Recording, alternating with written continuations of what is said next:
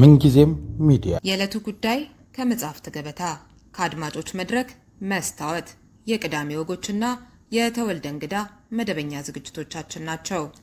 703 475 6309 ስልካችን፣ ምንጊዜም ሚዲያ @gmail.com የኢሜል አድራሻችን ነው። ሰብስክራይብ በማድረግ ቤተሰብ ይሁኑ። ምንጊዜም ኢትዮጵያ።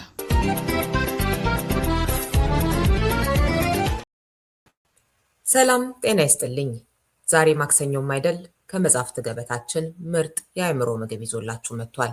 እንዶድ አንድ ነጭ ጥላሸት የተሰኘው በመኮንን ሞገሴና በረከት ተስፋዬ ከበደ የተሰናኘው በሰብነማ ግርማው አርታኢነት በመጋቢት 2018 ዓ.ም ለንባብ የቀረበው መጽሐፍ ላይ እንጨዋወታለን።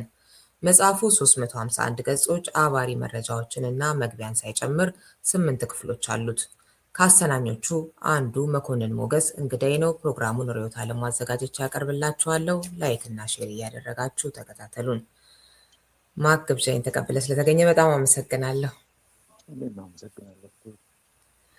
እሺ እንግዲህ ወደ እንዶድ ከማለፋችን በፊት ከዚህ ቀደም ስላሳተፍካቸው መጽሐፍት ትንሽ ብትል ደስ ይለኛል። ለምሳሌ አዲስ አድማስ ላይ ሳነብ ከልካይ የሌለው ስጥ የተሰኘውን መጽሐፍን ለመጻፍ 6 ወራት ያህል የመስክ ቆይታ በአዲስ አበባ፣ በሐዋሳ፣ በኢትዮጵያ ሞያሌ፣ በኬንያ ሞያሌ፣ ኬንያ ጋምቦ እና ሌሎችም ቦታዎች ማድረግህን፣ በጎዳና ተዳዳሪነት፣ በተሸካሚነት እንዲሁም በአስተናጋጅነት መስራትህን አንብቤ ነበር እና ስለዚህማ ትንሽ ይለናል እያልኩኝ ነበር። ቆይ 13 ዓመት አካባቢ ሆናቸው እነሱ መጽሐፎች። ለህትመት የበቁት ኤክስፒሪየንሶች የመስተንግዶ ብቻ ነው። ያስተናጋጁ ገጾች የመጀመሪያው መጽሐፍ ነው። ጥሩ ነው። ዛሬ ድረስ ሰዎች ያስታውሱታል። ዛሬም ድረስ አንብበውት የሚደውሉልኝ ሰዎች አሉ። ደስ ይላል። እሱን ለመጻፍ ቼቼንያ ውስጥ 3 ወር አስተናግጃለሁ። በማታ ፈረቃ መደዳውን ሙሉ ህይወቱን መኖር ያየሁትን የመጽሐፍ ተነሳሽነት ነበረኝ። ጉርምስናውም ነበር። ደስ የሚል ኢነርጂ ነበር እና ከባድ ነው ማታ ማታ ማስተናገድ። እሱ ተጽፏል። ከዛ በፊት የምሽቱን ህይወት ከሚዳሰሱ መጽሐፎች ትንሽ ለየት ያለ ነገር ለማምጣት የተሞከረበት የምንተርከውን ነገር የኖርነው ሲሆን ደስ ይላል በሚል እምነት የተሰራ ነው። ደስ ይለኛል ስለሰራሁት ጊዜው ቢቆይም። እሱ ያስተናጋጁ ገጾች ይባላል። እሱ መጽሐፍ 2005 ላይ ነው ለንባብ የበቃው። አሁን ያልሽው የጠቀስሽው ደግሞ በአመቱ 2006 ላይ ምን ተፈጠረ መሰለሽ? መጽሐፉ የተመረቀው ሐምሌ 21 ያስተናጋጁ ገጾች ብሔራዊ ቲያትር ሲመረቅ ጋሽ አፈወርቅ በቀለ ወቅቱ የደራሲያን ማህበር ምክትል ስራ አስፈጻሚ ነበሩ። በጣም ቆንጆ ቆንጆ ስራዎች አሏቸው። የአምላክ ፈዋሽነት ኃይል በጣም ወድላቸው ስራ ነው። የሜንቶርሺፕ ሮል ደግሞ ብዙ ወጣቶች ህይወት ውስጥ ያላቸው የስነ ጽሁፉ ትውልድ እየተቀባበለ እንዲቀጥል የሚያደርጉ ሰው ናቸው። በጣም ነው የምወዳቸው።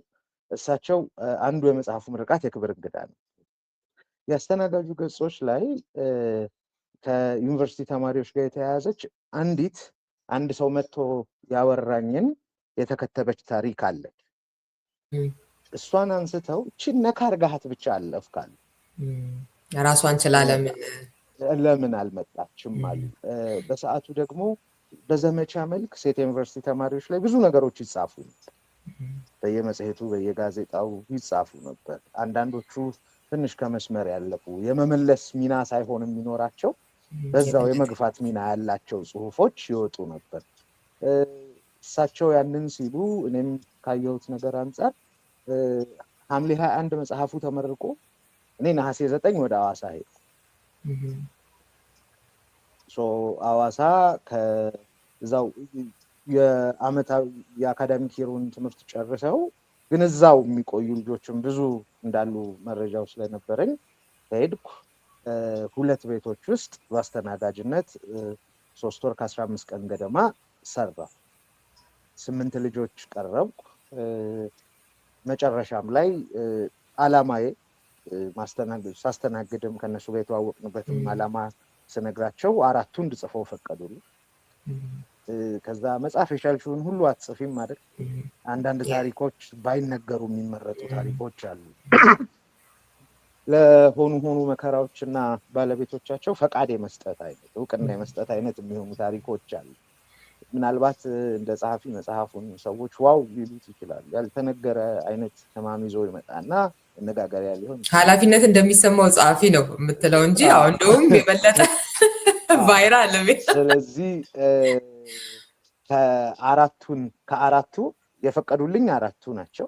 ከ4ቱ የ3ቱ ታሪክ ተጻፈ። ከዛ አንደኛው ታሪክ የስነልቦና ሙያ በጣም ዛሬ ላይ ለማቅለል እንደምንሞክረው አይነት አይመስለኝም። ጥልቅ ነው ብዬ አስባለሁ። ኤክስፖዠሩ ስላለን ብቻ የምንደፍረው አይደለም። ስለዚህ ከፒቲኤስዲ ጋር በተያያዘ አንዷ ልጅ ታሪክ ውስጥ እኔ ብቻ ባልኩት እንዲያልፍ አልፈለኩም። በጣም ጎበዝ ክሊኒካል ሳይኮሎጂስት ጴጥሮስ አጎስ የሚባል ክሊኒካል ሳይኮሎጂስት አጭር ኢንተርቪው ታሪኩን አንብቦ ካደረግን በኋላ እሱም መሀል ላይ ተካቶበት ከልካይ የሌለው ስጥ ወጣ። ከልካይ የሌለው ስጥ ቴማቲክ ጥያቄው ስጡን ማን አሰጠው የሚባለው ነገር እውነት ሊሆን ይችላል። በአልበም ልጆቹ ቀርበው ሊሆን ይችላል። አልበሙን ማን አሰናዳው? አልበም ውስጥ መርጦ እየዘገነ ያለው ማን ነው? ከልካይ እንደሌለው ስጥ እህቶቻችን ልጆቻችን እየተዘገኑ ይሆናል። ግን ማን አሰጣው? ማንስ ነው እየዘገነ ያለው የሚል በናሬሽን ስታይሉም አንድ ወንድ ከአንድ ወንድ ጋር ለአንድ ወንድ ሲተርክለት እያስከተለ ሲተርክለት አይነት ሆኖ የቀረበ መጽሐፍ ነው ከልካይ የሌለው ስጥ። በጊዜው በጣም ደስ የሚሉ ሪያክሽኖች ያገኘንበት ያው እኛ ሀገር ካለው የህትመት በተለይ ደግሞ ያኔ ዛሬ ላይ ትንሽ ያል ይላል ያኔ ከነበረው የህትመት ተጠብቆ አይቆይም ነበር።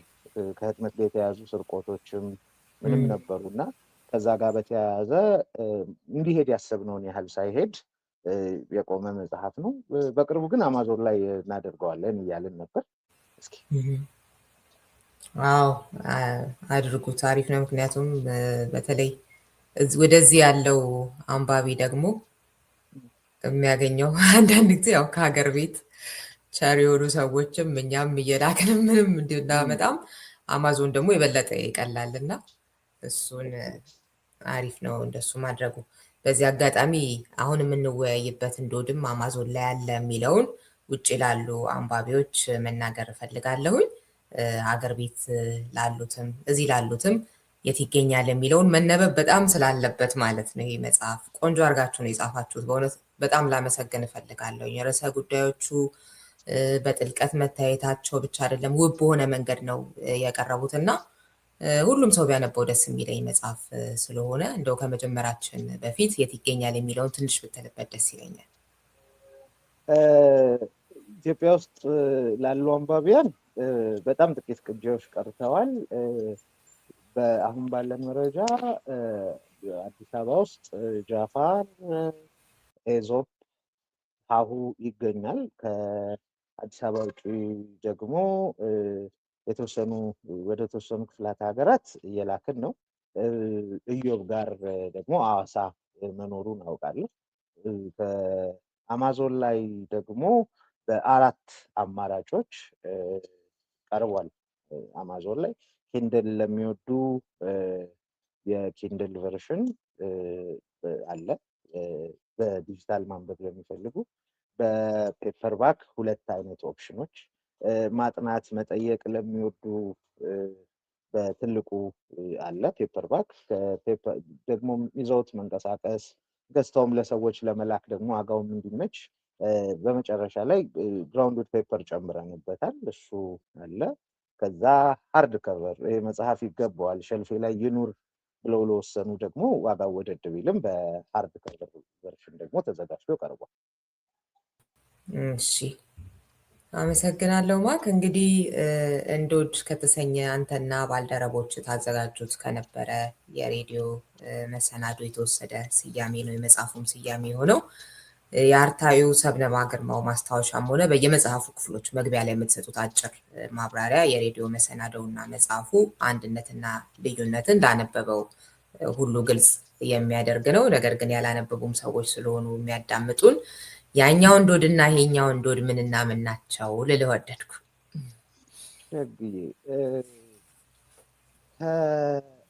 ከ2002 ዓ.ም ጀምሮ ሬዲዮ ላይ የመስራት እድሉ ነበር እና ልጅነቴም ውስጥ ሬዲዮ በጣም ዋጋ አለው እና ሬዲዮን በጣም በጥረት መሰራት ያለበት የእያንዳንዱ አድማጭ ጆሮ ሊከበር የሚገባበት እንደሆነ እየተሰማኝ ነው ያደግኩት። የሬዲዮ ስራም ስጀምር አጠገቤ የነበሩት ሰዎች እንደዛ እንደሆን ያደረጉኝ ሰው ነኝ። በዚህ እድለኛ ነኝ ብዬ አስባለሁ። እጅሽን ይዞ መንገድ የሚያሳይሽ ሰው የኃላፊነት ስሜት የሞላው ሲሆን ወደድሽም ጠላሽም ያንን የኃላፊነት ስሜት ተሸከምሽ ሆነ እና እንዶድን ስንጀምር እንዶድ የጋራ ነገራቸው የመጽሐፉና የራዲዮ መሰናዶው የጋራ ነገራቸው እንዶድ ራሱ ነው።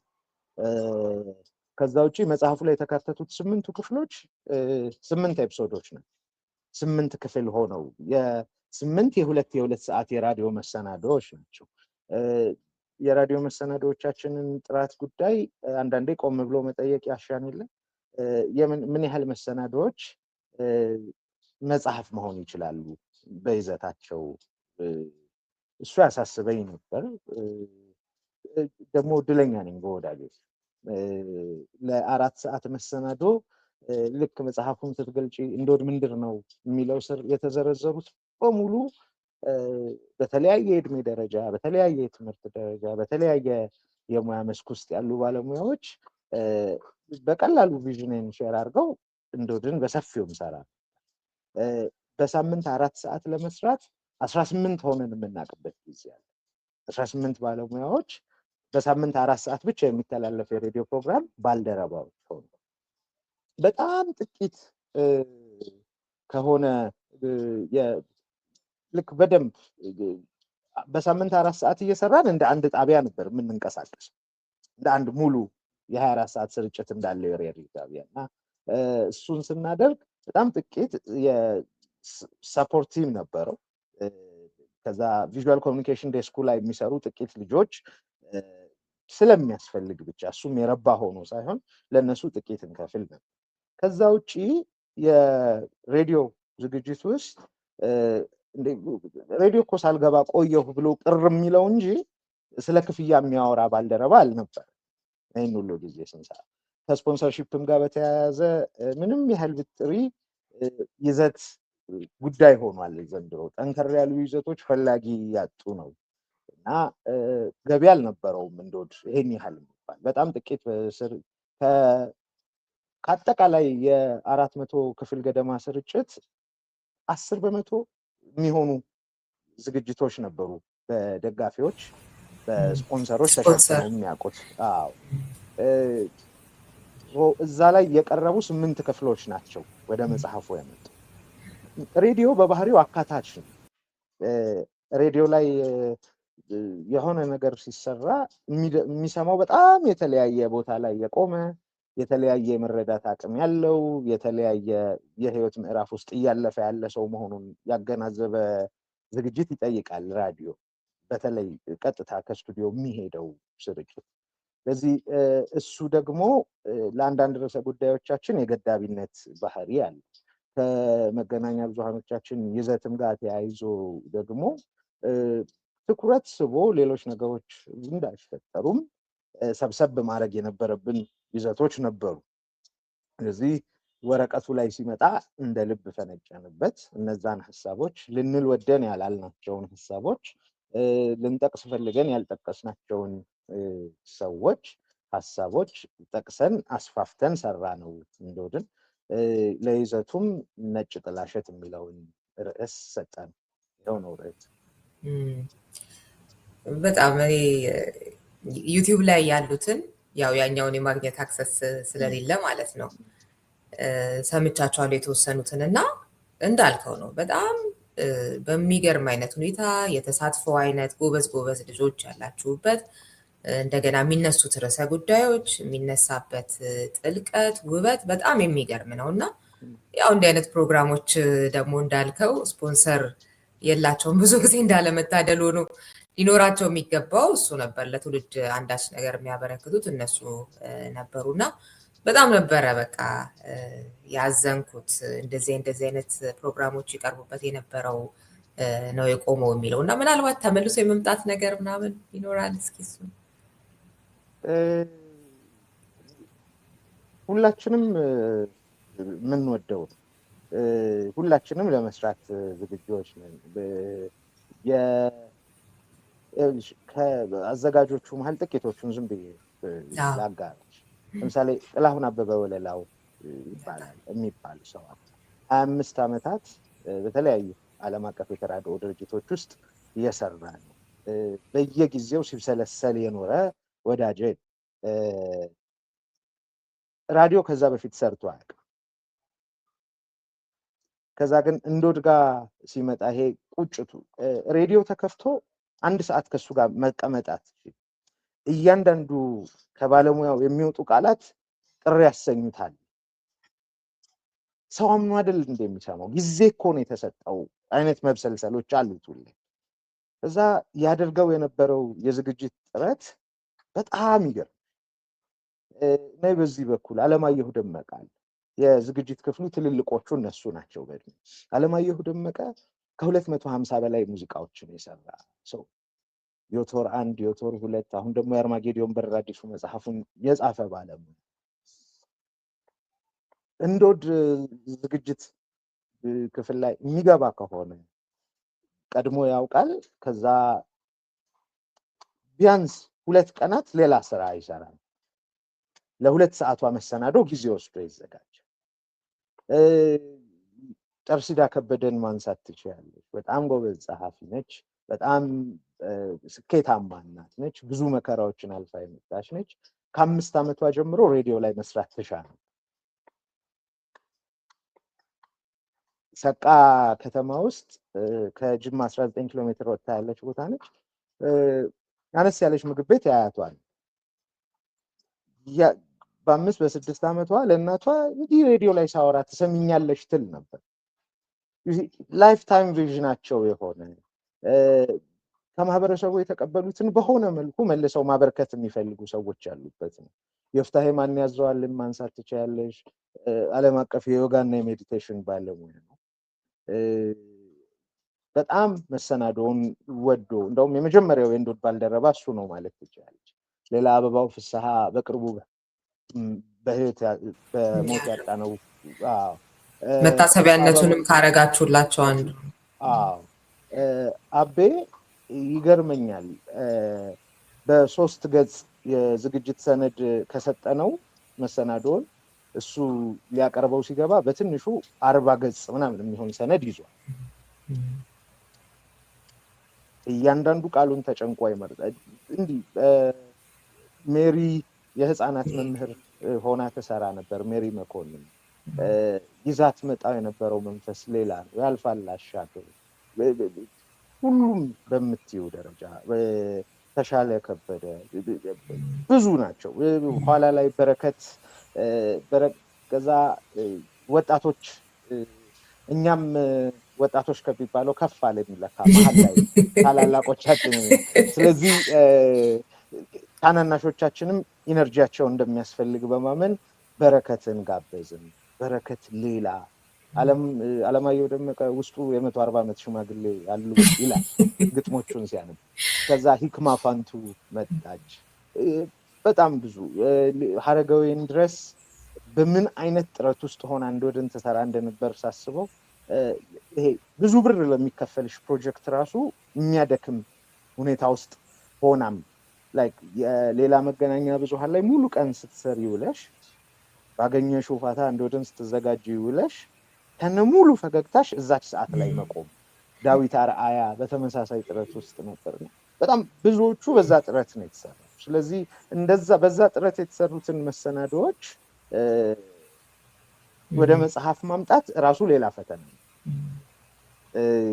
ምክንያቱም የሆነ ኃላፊነት ስሜት አለው ሬዲዮ ላይ ለማስፈን ይሞክራል። ለምሳሌ ሙዚቃ ይዘት መሻገሪያ ሆኖ ቀርቦ አያውቅም በእንዶድ የግጥምና ዜማ ደራሲውን እና በስብራው ላይ የተሳተፉትን ባለሙያዎች ዝርዝር ሳይዙ ሙዚቃ መጋበዝ አይቻል። ሙዚቃውና የዕለቱ ይዘት ሙሉ በሙሉ መገናኘት አለባቸው። የእንዶድ አረፋ ነው የሚባለው ሙዚቃ ይዘትን ለአንዳንድ ይዘቶች ማግኘት ስንቸገር ለአንዳንድ ይዘቶች ሙዚቃ ስንቸገር ራሳችን ሙዚቃ ፕሮዲውስ እናደርግ ነው። ሁለት ፕሮዲውሰሮች የቲማችን አባል ናቸው። ንዑስ ኤርሚያስ ዘውዱ የጸደኒያን አዲሱን አልበም መልሳ የሰራቻቸውን ስራዎች ያሰማል። አሁን ደግሞ ቀጣይ የሚመጣ አልበሟን የሰራ ባለሙያ ነው። የእንዶድን ሙዚቃዎች ፕሮዲውስ አድርጓል። እጃችን ላይ አንድ ሙሉ አልበም አለ ለመሰናዶዎቹ የተጠቀሙበት። ኪዳነ ማርያም አድማሱ አለ። በዚህ ሲጎድ ሙዚቃ እንኳ ስንቸገር ለይዘቱ ኦሪጂናል ግጥም፣ ኦሪጂናል ዜማ፣ ኦሪጂናል ቅንብር ከ10 በላይ ስራዎች ፕሮዲውስ አድርገናል ለሬዲዮ። የተወሰኑት እንደውም አሉ። አንደኛው ይመስለኛል ዩቲዩብ ላይ አለ ምስጋና። ሌሎቹን በምን መንገድ እናደርሳቸው ሬዲዮ ላይ ተላልፈዋል፣ ግን በምን መልኩ እናደርሳቸው ያለን እያሰብን በቻልነው አቅም ከቋንቋ አጠቃቀማችን እስከ ሙዚቃ ምርጫችን የአድማጮችን ሀሳብ እስከምናስተነግድበት መንገድ ድረስ በዘመናችን ጅል በሚያስብል መልኩ ታትረንበታል። ደስተኞች ነን። ተመልሶ ይመጣል ወይ? ሁኔታዎች ከተመቻቹ በየትኛውም አጋጣሚ ሁሉም እንዳልኩሽ ስለ ሁሉንም ወክዬ መናገር ይችላል። እንዶድ አየር ላይ ውሎ መልሶ ለመስራት የማይፈልግ በእንዶድ መስመር ያለፈ ሰው የለም እና ነገሮች ከተስተካከሉ ለመስራት ዝግጁ ነን። የምንሞካክራቸውም አንዳንድ ነገሮች አሉ። ፈጣሪ ይርዳል። አሜን።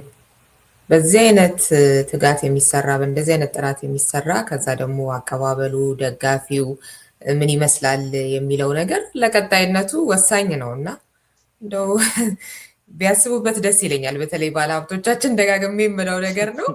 በጣም ማይረባ ቦታ ላይ ገንዘባቸውን ከሚያባክኑ እንዲህ አይነት ነገሮች ስፖንሰር የሚያደርጉ ድርጅቶች ምናምን ለትውልድ እናስባለን ካሉ ይህንን ማሰብ ነበረባቸው እና በጣም እውነት በጣም ነው ደስ የሚለኝ። እንዲህ አይነት ልጆች አሁንም አሉ በቃ የሚለውን ስሜት ነው የሚፈጥረው እና እንደዚህ ማሰብ የሚችሉ ራሳቸውን መግለጽ የሚችሉ ለሀገር ለወገን ግድ የሚላቸው የሚለው ነገር በራሱ በቃ እጅግ በጣም ደስ የሚል ስሜት ይፈጥራል እና ቴንኪው ልላችሁ እፈልጋለሁ።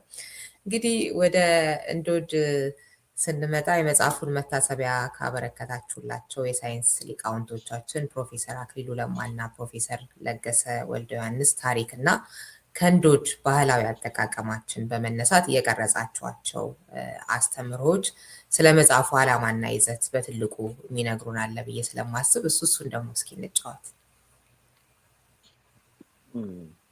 አመሰግናለሁ።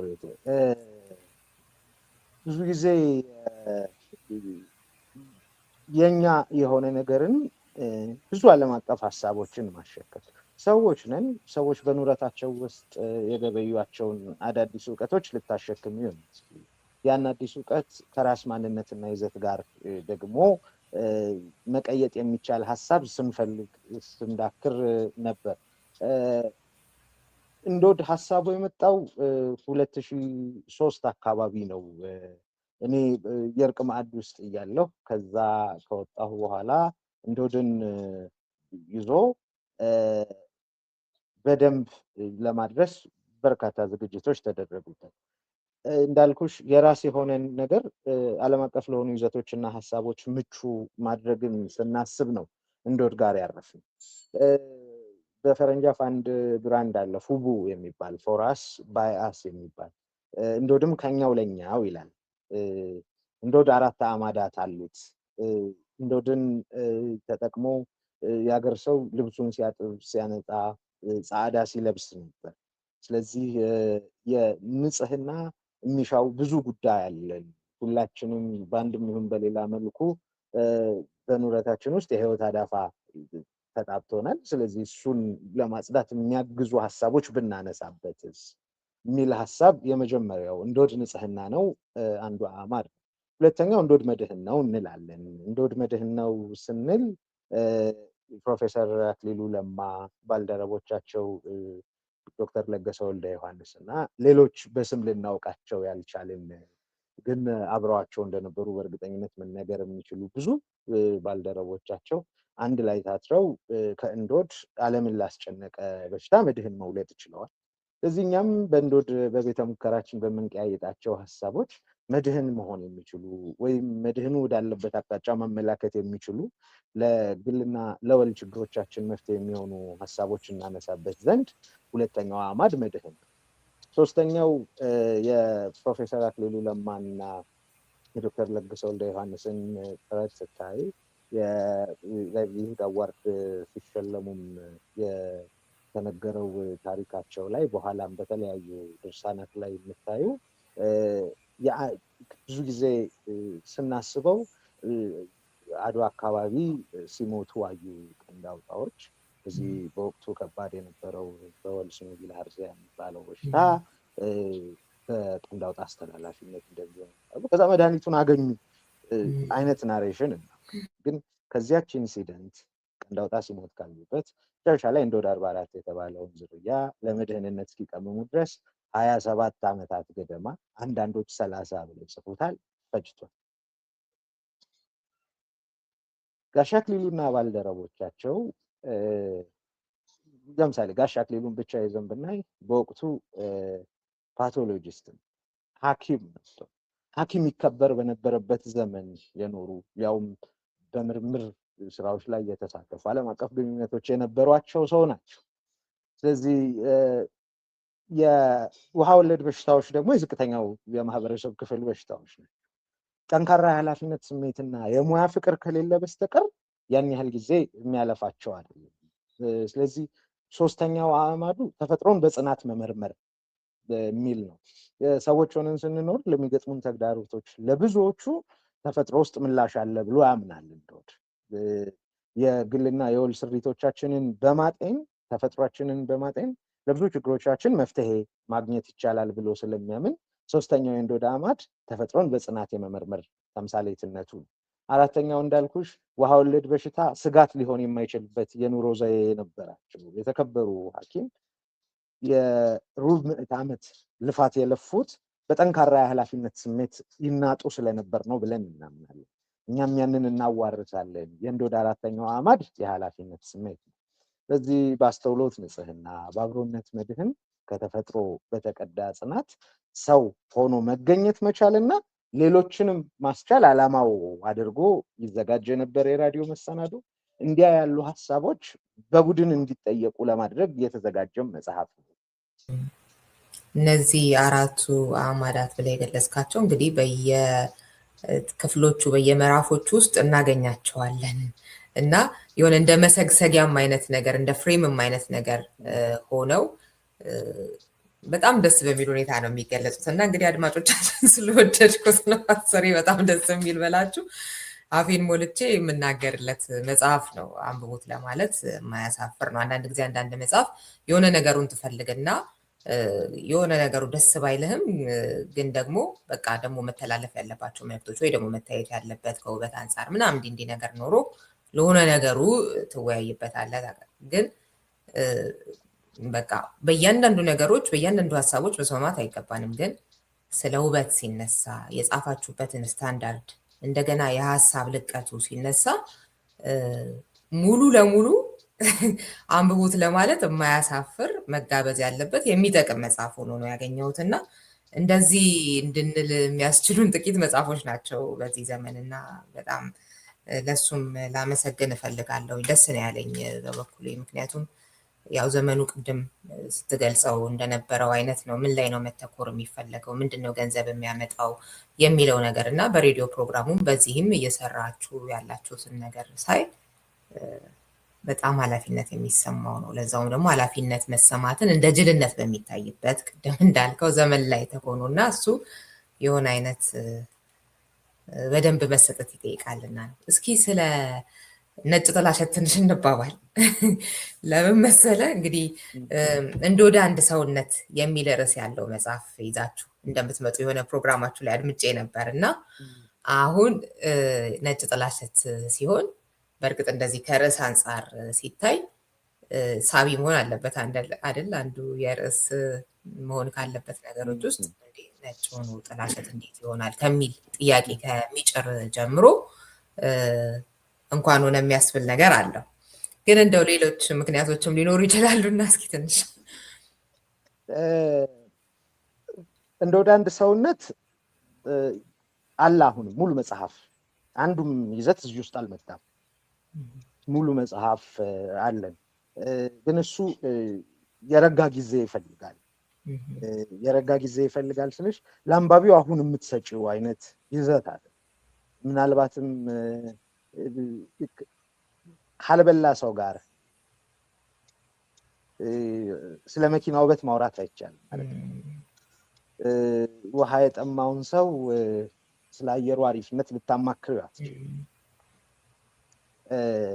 ስለዚህ ሊነበብ ይችላል፣ ጥቂቶች ሊያነቡት ይችላሉ፣ ሊወራበት ይችላል መጽሐፉ። ግን ወቅታዊ አሁን የቆምንበትን ጊዜና አቋቋማችንን እንድንፈትሽ ሊያግዙን የሚችሉ ይዘቶች ሳይሆኑ ሰው በመሆን ሰውነትን አብዝተው የሚፈትሹ ሰውነትን በሁለቱም በምስራቁም በምዕራቡም የእውቀት ብያኔዎች የኑሮ ዘዬዎች የምንፈትሽበት አይነት የእንዶድ የምዕራፍ 1 ዝግጅቶች የቀረቡበት ነው።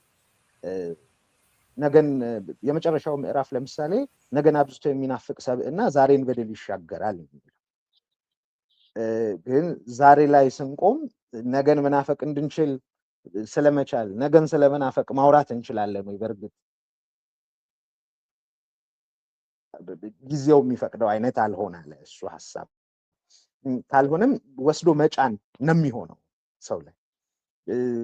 ዛሬን በእርግጥ ቆሞ መራመድ ሁላችንም በወል እየተፈተንበት ባለ ሰዓት በተለያዩ አግባቦች እየተፈተንን ባለንበት ሰዓት ነገን ስለመናፈቅ እያወራን ከሆነ ለኔ እሱን መጽሐፍ ማሳተም የሆነ ነገር አንስቶ መጫን ነው አንባቢ። ስለዚህ ለዛ ነው የያዝነው። ሁለቱ መጽሐፎች አንድ አይደለም። እሱ 8 ክፍሎችን የያዘ ሲኩዌንሱን ጠብቆ የአንድ ምዕራፍ ይዘቶች ብቻ የቀረቡበት ነው። ይሄኛው እንዶድ ነጭ ጥላሸት ነጭ ጥላሸት ለምን አላችሁት ካልሽኝ ነጭ ጥላሸት የዛሬ ርዕስ አልነበር። ርዕስ በጣም ተቸግረን ነበር። ሐሳብ ስለ ሐሳብ እንላለን። በረከት የሆነ ርዕስ ያመጣል። ይዘቱን የሚያውቁ ዙሪያችን ያሉ ጓደኞች ይሄን ርዕስ ታይትል ብታረጉት ለምሳሌ ተግጠው የተፉ ሐሳቦች ርዕሱ መሆን አለበት የሚሉ ወዳጆች ነበሩ። ብዙ ነበር። ከዛ ይሄንን ሐሳብ እያወራን ከበረከት ጋር የኔ የድሮ ጽሁፎች ያሉበት ጋር ፋይል ልንፈልግ ሄድን። በጣም ብዙ ለአዲስ ጋዜጦች ምናምን የተሰበሰቡበት መሀል አንዲት ትንሽዬ ደብተር አገኘ። እዛ ደብተር ላይ አንድ ስክሪፕት ጀምሬ ነበር። የስክሪፕቱ ርዕስ ነጭ ጥላሸት። ከዛ ቤኪ ነው እንደውም ቀድሞ ርዕሱ ተገኘ የመጽሐፉ። ስናየው አው ልክ ነው። ለምን መሰለሽ መጽሐፉ ላይ ልናጎላ የፈለግነው ስህተት የማይመስሉን ስህተቶቻችንን ቆም ብለን እንድንፈትሻቸው ማድረግ ከላይ እስከታች። መጽሐፉን አይተሹ ከሆነ የክብ ቅርጽ ነው ያለው። ንድፈ ሰብዕና ላይ እኔ ብሎሽ እኔ ብዬ እንድጀምር ያደረገኝና 10 አረንጓዴ ጠርሙሶችም ጋር ሲመጣ እኔ እንድል ያደርጋል። ሁላችንም ውስጥ ያለው ማንንም የመበየን ማንንም የመፈረጅ ነገር የለውም። አንዳንድ እንደሱ ማድረግ የሚገባን ጉዳዮች ላይ አትሊስት የተጻፉ የተባሉ ነገሮችን ማስረጃ ፍለጋ ምን ያህል እንደተቃተተበት አይተዋል። እና ነጭ ስለሆነ ሸውዶ ነው። ግን ጥላሸትነቱን አላለውም። ጥላሸት እንዲመጣ ጥላሸት ከመልኩ መጥቆርና ከማቆሸሹ ባሻገር ጥላሸት ሁሉ ባለበት የነደደ የጋየ ነገር አለ። በአንድም ይሁን በሌላ መንገድ ህልውናውን ያጣ አንድ ነገር አለ። በእሳቱ የነደ እሳቱ አይደል የጥላሸቱ ፈጣሪ የመንደዱ እዚህ እኛም ፊት ለፊት አልታይ ብሎናል። የእውቀት መስመሮችን ሊያሰምሩልን የማህበራዊ የስነ ምግባር አቋም ደረጃዎቻችንን ሊያሰምሩልን የሚገባቸው ሰዎች ወይ እኛ አልፈቅድ ብለናቸው ወይ እነሱ ጊዜው ወስዷቸው ወይ የስጋ ሸክም በዝቶ አላሰመሩልንም በቅጡ የምንኖርበት ዘመን ላይ ማንም ላይ ጣት ለመቀሰር አያስፈልግም። የሰብነማ ማስታወሻ ላይ ካየሹ እየሆነ ባለው በሁሉም ውስጥ የሁላችንም እጅ አለ ይላል እና ጥላሸቱ ነጥቶ ደጋግሞ ስላየነው ነጥቶ ይታያል፣ ግን ጥላሸትነቱን አይገድበውም። ለዛም ነው ልክ ርዕሱ ተገኘ ሲል ቤኪ ብሬንስቶርም ስናረግበት ስናወጋበት በእርግጥም ልክ ነው። ስለዚህ ተመለስን ወደ መጽሐፋችንና ቴማቲክ ኮንሰፕቱን በሱ መልኩ እንዲሄድ የሙሉ መጽሐፉን የይዘት ጭብጥ እንዲሆን ለማድረግ ሞከርን። የሆነው ነጭ ጥላሸት ርዕቱ ደስ ይላል በጣም። ከመጀመሪያው እንዳልኩ ጥያቄ ከመፍጠር ጀምሮ ምን ለማለት ነው የሚለውን ነገር ጉጉ ሆነህ እንድትሄድ ያደርጋል። በሌላ በኩል ደግሞ ይሄ ነጭ ጥቁር ምናምን የሚለው ነገር አለ አይደለ? እሱም ነገር መጀመሪያ ላይ ወደ ውስጥም ሳልዘልቅ መቶብኝ ነበረ። ማለት ጥቁርን ግን ደግሞ ጥቁር ነው ጥላሸት በቃ። ግን ለመግለጽ የተፈለገው ነገር የማይመስሉን በፍጹም ችግር ናቸው ብለን የማናስባቸው አይነት ነገሮች እንዴት ጻዳ ሊመስሉን የሚችሉ ነገሮች ገለጥ ሲደረጉ ጥላሸት ሊሆኑ እንደሚችሉ የገለጻችሁበት አይነት ነገር አድርጌ አየሁት እና እንትን አልኩ እንጂ መጀመሪያ ላይ ይሄ በቃ ለጥቁር የሚሰጥ ለነጭ የሚሰጥ ባህሪ አለ አይደለ? ግን ደግሞ ጥላሸት ያው ምንም ማድረግ አይቻልም እና እሱንም እያሰብኩኝ ነበር ልለ ነው። በቃ ወደ ውስጥ ስዘልቅ ግን ልክ ነው። ብዙዎቹ ነገሮች ነጭ ጥላሸት ተብለው ሊገለጹ የሚችሉ አይነቶች ናቸው እንጂ ቀጥታ እንዲህ ብናያቸው እንደ ችግር የማናስባቸው ሊሆኑ ይችላሉ የሚለው ነገር የሚያሳምን ነገር አለው። እንግዲህ በጣም በርካታ ዝርዝር የሆኑ ርዕሰ ጉዳዮች ቅድም እንዳልኩት የሚነሱበት ነው። የቱን ተወያይተን የቱን እንተዋለን የሚለው ነገር ራሱ በጣም ችግር ስለሆነ አድማጮቻችን አንብቡት። እንደዚሁ አንዳንድ ነጥቦችን ብቻ ከመጽሐፉ እናነሳለን እንጂ በዚህ ፕሮግራም እናንተ ብታነቡት ነው ከዝርዝር ከሆኑ የተለያዩ ርዕሰ ጉዳዮች ከመዳሰሳቸውም አንጻር ማለት ነው። እስኪ ክፍል 1 ላይ ትንሽ እንባባል። የጥንታዊ ሮም አርክቴክት እና ጸሐፊው ማርከስ ቪትሪየስ ሶስቱ የኪነ ህንፃ መርሆችን ማለትም የጥንካሬ፣ የመገልገያ፣ የውበት እያላችሁ አስቀምጣችሁ በማንጸሪያነት በመጠቀም ንድፈ ስብዕና ስትሉ ስብዕናችንን የመመርመር ስራ የሰራችሁበት ነው እና የሬዲዮ ፕሮግራምም የነበረ ጊዜ አንተ ነበርክና ያዘጋጀኸው። እስኪ ከዚህ አንጻር መመርመር የሚለውን ነገር እንዴት እንደመጣልህ ራሱ ማለት ነው እንደ ግለሰብ፣ እንደ ሀገር፣ እንደ ድርጅት ምናምን እነዚህ ሶስቱ ነገሮች መመርመሪያ በደንብ ይሆናሉ እውነትም እና እስኪ እሱን ትንሽ በለን። በአንዳንድ ሰዎች እቀናለሁ ኑረታቸው ዛሬም ብቻ ያልሆነ ለነገም ለዘመንም መትረፍ የሚችሉ ሰዎች ያስቀኑኝ። ኪነ ህንፃ አርኪቴክቸር ኪነ ህንፃ ብቻ ብዬ ስለው እንዳሳሳሁት ይሰማል። ነገር ቢሆን ግን በአገራፍ እየጠራ ነው እንድንቀጥል ኪነ ህንፃ እያልነው እንቀጥል። ኪነ ህንፃ ቀረብ እያልሽ ባየሹ ቁጥር ብዙ የሚያስገርሙ ነገሮች ያለው ጉዳይ በተለያዩ አጋጣሚዎች የሆኑ ጥቅልል ያሉ እውቀቶች ያሉባቸውን ቦታዎች ለመረዳት እሞክራለሁ፣ እጠራለሁ። ከሰዎች ጋር ለመግባባት ለመረዳት እንዲያግዘኝ ነገሮችን የማይበት አዲስ መንገድ ለማግኘት እሞክራለሁ። ሰው በመሆኔ ውስጥ ያሉኝን ቅሽምናዎች ለማንበብ ለማጤን የሚያግዙኝ መረጃዎች እወዳለሁ፣ ደስ ይለኛል። እዛ ሂደት ውስጥ ነው ዮፊ አርክቴክት ነው በሙያው። ከሱ ጋር እናወጋቸው የነበሩት ጉዳዮችን ይስቡኝ ነበር። ከዛ በአንድ ንባብ በአጋጣሚ የአርኬትራ ከሚባለው መጽሐፍ ጋር ተገናኝ።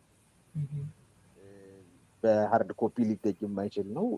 ድረገጾች ነው መጽሐፉ ጋር በድረገጾች ነው የሚቀርበው። ብዙ ጊዜ በጣም ብዙ ስለሆነ 10 ትልልቅ መጽሐፎች ናቸው እና ከዛ ቪትሪቪየስ ማለት እሺ ቪትሪቪየስን ማየት ጀመርኩ። ያነበብኳቸው ነገሮች በሙሉ ወደድኳቸው። ለነገሩ እንኳን እኔም ዳቪንቺን ማርኮ ዲትራይን ማንን ያሰራው ሰው ነውና ከዛ ሶስቱ ያስቀመጣቸው ሀሳቦች ግን ለኛ የሚሆኑ እንደሆነ ተሰማ። ያኔ እየሰራን የነበረው ቃልና ምግባር የሚባል ሲዝን የእንዶድ ትልቁ ነገር ምን መሰለህ? ለምሳሌ ሪዮት ዛሬ አንድ የእንዶድ ነጠላ ክፍል የምታዘጋጅ ቢሆን የምትጽፈው የምትለው ነገር ውስጥ አንድ ነገር እርግጠኛ እንድትሆን ይፈልጋል። እንዶድ ሰምታው ስትጨርስ ተላልፎ ሲጨርስ የተቀረጸውን ስትሰማው እሷ ማትማርበት ከሆነ በቃ ፕሮግራሙ አልተሰራም ማለት አዘጋጁ አራባ የኔ ግል ጥያቄዎች ናቸው። እኔ የግል የሚያስፈልጉኝ እኔ እነዛን ጥያቄዎች ዛሬም መልሼ የምጠይቃቸው ጥያቄዎች አሉ። ማህበራዊ ግንኙነቶቻችን ፈተና ላይ ይጠይቃል። ዩቲሊታት ውስጥ ማህበራዊ ቅቡልነት ያደጋ ላይ ወድቆ ይሆን ይላል አይተሻቸው ከሆነና በ22 ጥያቄዎች ቀየር እንደው 4 ነጥብ የለውም እንላለን ደጋግመን። ጥያቄ ነው። ህልውናችንም ብዙ መሻገር የሚችለው በጥያቄዎች እንደሆነ እናምናለን። ወደምንሻውም የምንቀርበው በጥያቄዎች ከገዳቢ እርግጠኝነት ራሳችንን በመላቀቅ እንደሆነ እናምናለን እና እነዛን ጥያቄዎች ለማስፈር ሞከርኩ። ከዛ አንዳንድ ጊዜ ሶሎ እሰራለሁ።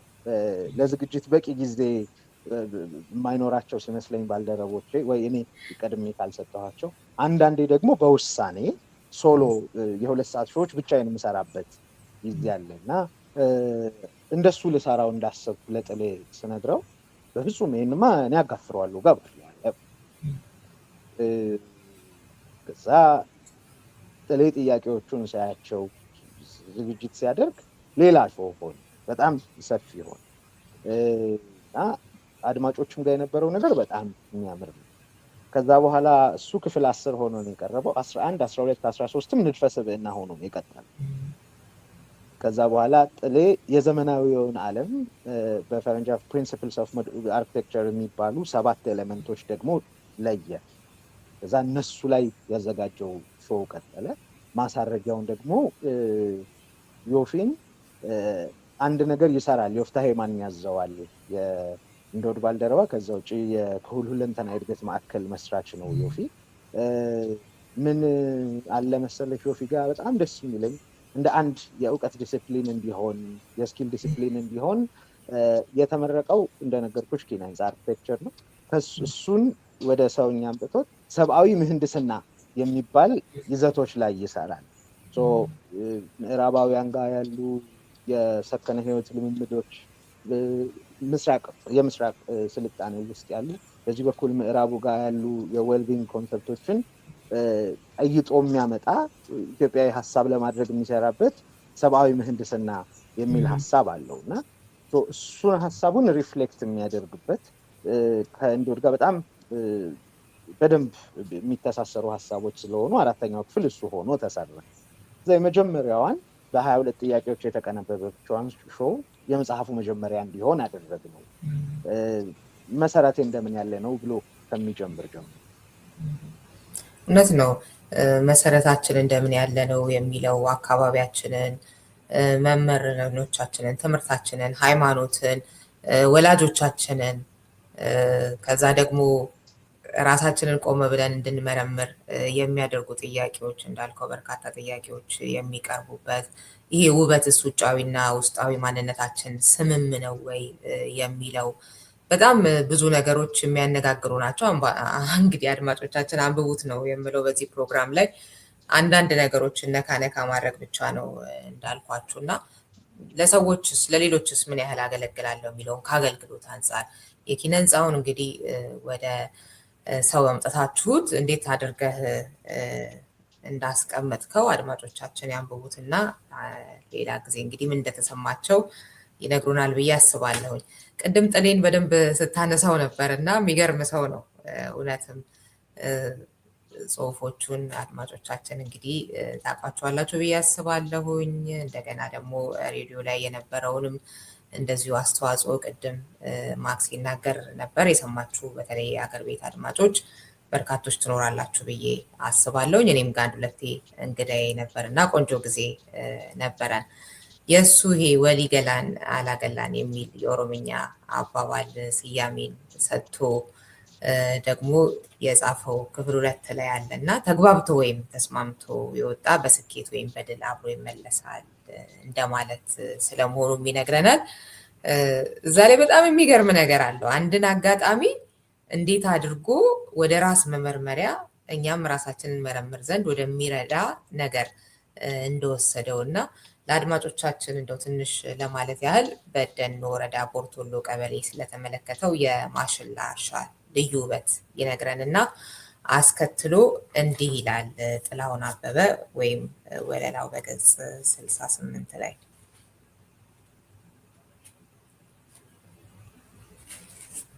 ለብቻው የሚንከላወስ የማሽላ አገዳ የለም። በመደዳና በተቀራራቢ ርቀት ላይ የተቀለሱ ትንንሽ ጎጆዎች ወይም መለስተኛ የመስቀል ደመራዎች እንጂ የማሽላ እርሻ አይመስሉም።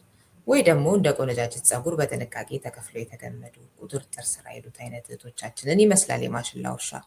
በሁኔታው ግራ እንደተጋባው ቁልቁለቱን ከወረድን በኋላ በማሽላ እርሻዎቹ አጠገብ እያለፍን ስንሄድ ከላይ ያየሁት ውበት ለካንስ ጥቂት የማሽላ አገዳዎች ምናልባትም 4 እና 5ቱ ከአናታቸው አካባቢ ሰብሰብ ተደርገው በገመድ ወይም በራሳቸው ቅጠል መታሰራቸው ነበር።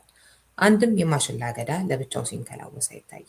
እያንዳንዱ የማሽላ አገዳ በግራው ወይም በቀኙ ካሉት ሌሎች የማሽላ አገዳዎች ጋር ከአናቱ በኩል ተጀምሎ ታስሯል። አሃ ወፍ እንዳይበላባቸው ይሆናል ብዬ ትንሽ እየተመጻደቅኩ ለራሴ መልስ ሰጠው። መጠየቂያ አባት ሆኖ መጠየቅና መረዳት ስችል ኋላ ፍረቱ ጥፍሬ ውስጥ ሊያስገባኝ ለራሴ መልስ ሰጥቼ ለማለፍ ሞከርኩ። ከመኪና ወርደን ዙሪያ ገባ ትንሽ ተወዛውዘን ቤት ያፈራው ቀርቦልን ተመግበን ወጣ እንዳልን አንድ አባት ገበሬ በማሽላ እርሻቸው ውስጥ ወዲያ ወዲያ ሲሉ አየኋቸውና ተጠጋው እያለ እንግዲህ እኚህ ገበሬ ለምንድን ነው ተብለው ሲጠየቁ እንደዚህ የሚያደርጉት የሚመልሱት መልስ አለ 3 መልሶች እና እነዛን መልሶች ነው ተገርሞ በኋላ ላይ ለእድሜ ልክ የሆነ ትምህርት ሰጡኝ የሚለው። እንግዲህ በመግቢያው ላይ እንደተቀመጠው ማን ነው ጥላሁን ለሚለው አንደኛው እንግዲህ የጥላሁን ክፍል የቀድሞ የአምቦ እርሻ ኮሌጅ የግብርና ሳይንስ ተመራቂ ከ25 ዓመታት በላይ በተለያዩ የሀገራችንና የዓለማችን ክፍሎች እየተዘዋወረ ዓለም አቀፍ የተራድኦ ድርጅቶች ውስጥ የሰራ ሲሆን አሁንም በአንዱ የዓለም ክፍል ስራ ላይ ይገኛል ይላል እና እንግዲህ እሱ የተማረበትን ሳይንሳዊ በሆነ መንገድ የሚያውቀውን ነው ቆንጆ አድርገው ገበሬውም የሚያስቀምጡለት እና በጣም ይገረማል። በዚህ ምክንያት ሲዘጋ እንዲህ ብሎ ነው የሚዘጋው። ያልተማረውን ገበሬ የሆነ ነገር አስተምረዋለሁ ብዬ የተመጻደቁበትን ህሊናዬንም ሆነ እውቀቴን ኋላ ኪስ ከትቼ ማዳመጥን ብቻ ሰድሬ በቆይታዬ ብዙ ተምሬ ተመለስኩ። ከዚያን ቀን ጀምሮ ላለፉት 15 እና ከዚያ በላይ ለሆኑ ዓመታት ከቦርቶሎ ገበሬ የሰነኳቸው እነዚህ 3 መርሆች ከህሊናዬ ሳይጠፉ ለአጠቃላዩ የህይወት መሪ እየተጠቀምኩባቸው ቆይቻለሁ ይላል እና እነዛ 3 መርሆች የሚላቸው እንግዲህ ማሽላዎቹ እንደዛ የታሰሩበትን ምክንያት ገበሬው የገለጹበትን ነውና እንዴት ተደርጎ ሀገር በቀል የሆነ ተፈጥሯዊ የሆነ እውቀትን የማስተዋልን ጉዳይ ከሳይንሱ ጋር አድርጎ እንደገና ደግሞ ለዕለት ኑሯችን ራሱ እንዴት ሊያገለግል እንደሚችል የገለጸበት መንገድ መቼም በጣም ውብ ነው እና ምንድናቸው 3ቱ እንደዚህ የሚለውን አድማጮች ራሳቸው ያንብቡት። አንተ ግን ማክ የተወሰነ ነገር እዚህ ጉዳይ ላይ ወደ ሌላ ሳናልፍ ብትል ደስ ይለኛል። ከጥሌ ምን ይገርመኛል መሰለሽ በጋሽ ጥሌ የማስታወስ ችሎታው በጣም ያስታውሳል። የምሩን ስለሚኖር እንደሆነ የገባኝ ኋላ እያንዳንዱን ቅጽበት የምሩን ስለሆነ የሚኖረው ትውስታ ውስጥ ታትሞ ነው። ይሄ ከልጅነቱ ጀምሮ የነበረው ነው። በየአቅጣጫው ሁሉም ላይ አንዲት መስመር ስቦ ማስታወስ ይችላል እና ይሄ ማስታወስ ችሎታው እንዶድን በጣም ጠቅሞታል። በተለያዩ መሰናዶች ላይ እንዳልሽው በጣም የሚገርም እይታ ነው ያዩ። ይሄ የተሰናዳው ሂዱ መጣን የተባለ መሰናዶ መክፈቻ ክፍል ነበር።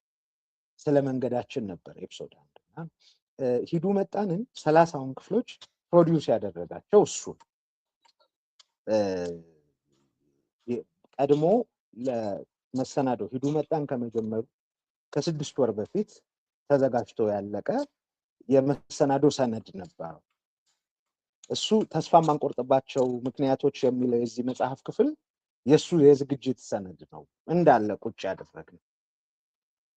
ከጥቂት ከሙሉ መጽሐፉ ጋር ለማዋሃድ ከተሰሩ የይዘት የቅርጽ ሰዋሰዊ ማስተካከል ምናምን ጉዳዮች ውጭ ይዘት አልነካንም። ከዛ እሱን ለጥሌ አካፈልኩት። አየውና በጣም ቆንጆ ነው፣ ግን በራሴ ቅርጽ ብናሰናዳው አለኝ። መብት ነው፣ ደስተኛ ነኝ። ከዚያ በኋላ በ4 አንጓዎች ከፋፈለው። ሂዱ መጣን እንገድፈው፣ እናጸናው፣ እንሰንቀው ዘንድ ብዙ ስላለን ከቸኮላችሁ ሂዱ መጣን ነው የሚለው። የመጀመሪያ ቀን ነው ጥሌ የወደደው። ከዛ በደንብ ገባበት። እንዳውም እናንጸው እናጸናው ምናምን ነበር የሚለው መጀመሪያ። አይ እንገድፈው እንሰንቀው እናድርገዋለን። ሙሉ መብቱን ወሰደና ከዛ በኋላ የመክፈቻውን ዝግጅት በዚህ ጽሁፍ ነው የማደርገው ብሎ ሲልክልኝ በጣም ነው የደነገጥኩት። እያንዳንዷ መስመር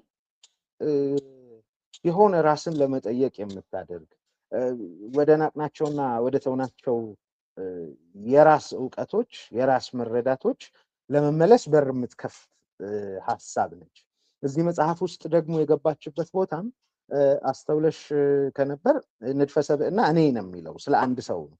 ከዚያ ቀጥሎ የሚመጣው ርዕስ ደግሞ የጋራ ነገራችንን ሊያነሳ መሀል ላይ ሌላ ትልቅ ቦታ ያለው ከቤተሰብ አንስቶ ዙሪያችን ካሉ የሁለት የሶስትዮሽ ጥምረቶቻችን መፈተሽ ነበረባቸው። እሱን እንዲያነሳልን ልዋ በደንብ አገለገለ ይሄ ጽሁፍ ከንድፈ ሰብዕና ወንጀልን። ከዚያ እያለ ይቀጥላልና እኔ እስከዛሬ ካለው አበርክቶ በላይ የነገው ያጓጓል ነው ጤና በህይወት ያቆየው እንጂ በጣም ሰፊ አበርክቶ ሊሰጠን የሚችል ባለሙያ ነው። እይታው በጣም የታሸ ነው። ንባቡ ያስደነግጠኛል። በጣም ብዙ ጊዜ አዳዲስ መስመሮች አዳዲስ የንባብ መስመሮች ከጥሌ ወስጄ ያውቃለሁ። ከዚህ በፊት ይሞክራቸው የነበሩት ነገሮች በሙሉ በጣም የሚገርሙ ናቸውና ይሄ ከኑሮው ወጀብ አረፍ ብሎ መስራት የቻለ ቀን የሚሰጠን አበርክቶ የበለጠ ያጓጓኛል። እውነት ነው። በጣም ግሩም የሆኑ ሀሳቦች ደስ በሚል መንገድ የተሰነዱበት ነው። አንበቡት አድማጮቻችን። ክፍል 3 ላይ ተግጠው የተተፉ ሀሳቦች፣ ቅድም ተግጠው የተተፉ ሀሳቦችን ስታነሳ እሱ ላይ ከገረመኝ አንዱ ከሀገር ቤት አልፋችሁ እንግዲህ ደቡብ አፍሪካ ድረስ ተጉዛችሁ ሁሉ ስነ ቃል ያያችሁበት ነውና እሱ ገርሞኛል። አንድ ብሂል ተጠቅማችኋል። በአፍሪካንስ ቋንቋ የሚነገር ውሾች ከስጋው አብልጠው አጥንቱን ስለምን ወደዱ ስጋ የሚሰጣቸው ስላጡ የሚልና እሱን ተንተርሳችሁ እንደመነሻ ተደርጎ እንግዲህ ስጋ ምንድን ነው፣ አጥንት ምንድን ነው የሚለውን ነገር በደንብ ተደርጎ በመጽሐፉ ይቀመጣል። ከዛ ደግሞ ተግጠው የተተፉ ሀሳቦች ሲባል እንደምን ያሉ ናቸው የሚለው እንደዚሁ በደንብ ተደርጎ የተቀመጠበት ነው። የተለያዩ ማርክሲዝም፣ ሌኒዝም፣ አብዮታዊ ዲሞክራሲ ከመደመር ደግሞ አንዳንድ የኢኮኖሚ አቅጣጫዎችን በማንሳት የምትሞግቱበት ጭምር ነው እና በጣም የሚገርም ክፍል ነው። ተግጠው የተተፉ ሀሳቦች ከቃል አጠቃቀሙ ጀምሮ ማለት ነው እና እስኪ አድማጮቻችንን እኛ ብቻ ከምንሆን ደግሞ አንድ ራፕ ጋብዘናቸው እንመለስ።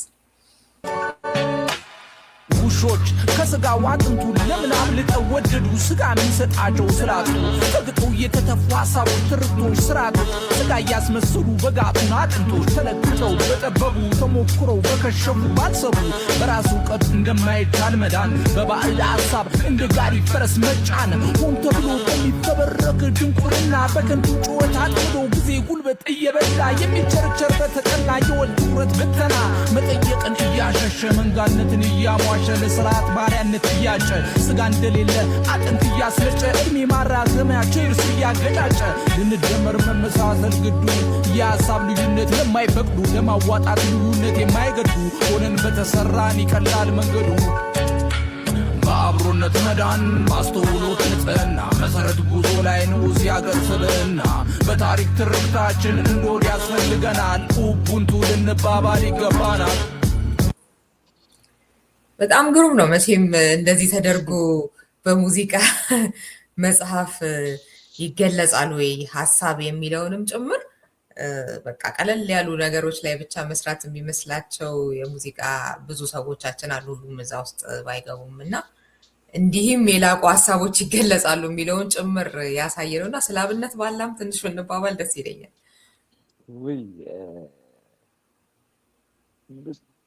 ብዙ ኃላፊነቶች አሉብኝ ስኖር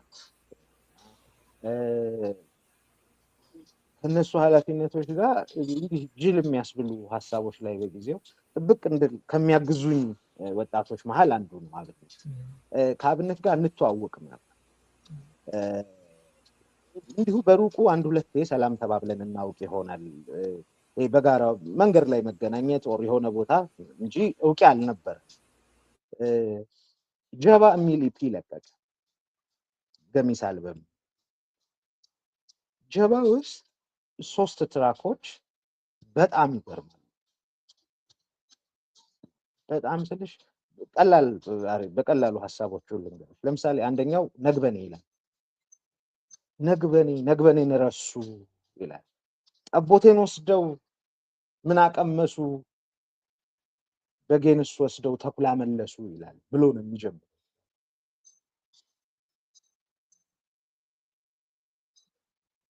ነግበኔን ረሱ ከአንድ ግለሰብ አንስቶ ሙሉ ፖለቲካዊ፣ ኢኮኖሚያዊ የሆኑ ጉዳዮችን በራፕ ይዘት ውስጥ ማሰስ ወጣቱ ትውልድ በራፕ ዘውግ የሚቀነቀኑ ሙዚቃዎችን የሚሰማው ትውልድ መጠየቅ እንዲችል ለማድረግ የሚሞክር ወጣት ቀጠልኩ። ሁለተኛ ሙዚቃ ሌላ ሰማሁ፣ ትዝ አለኝ።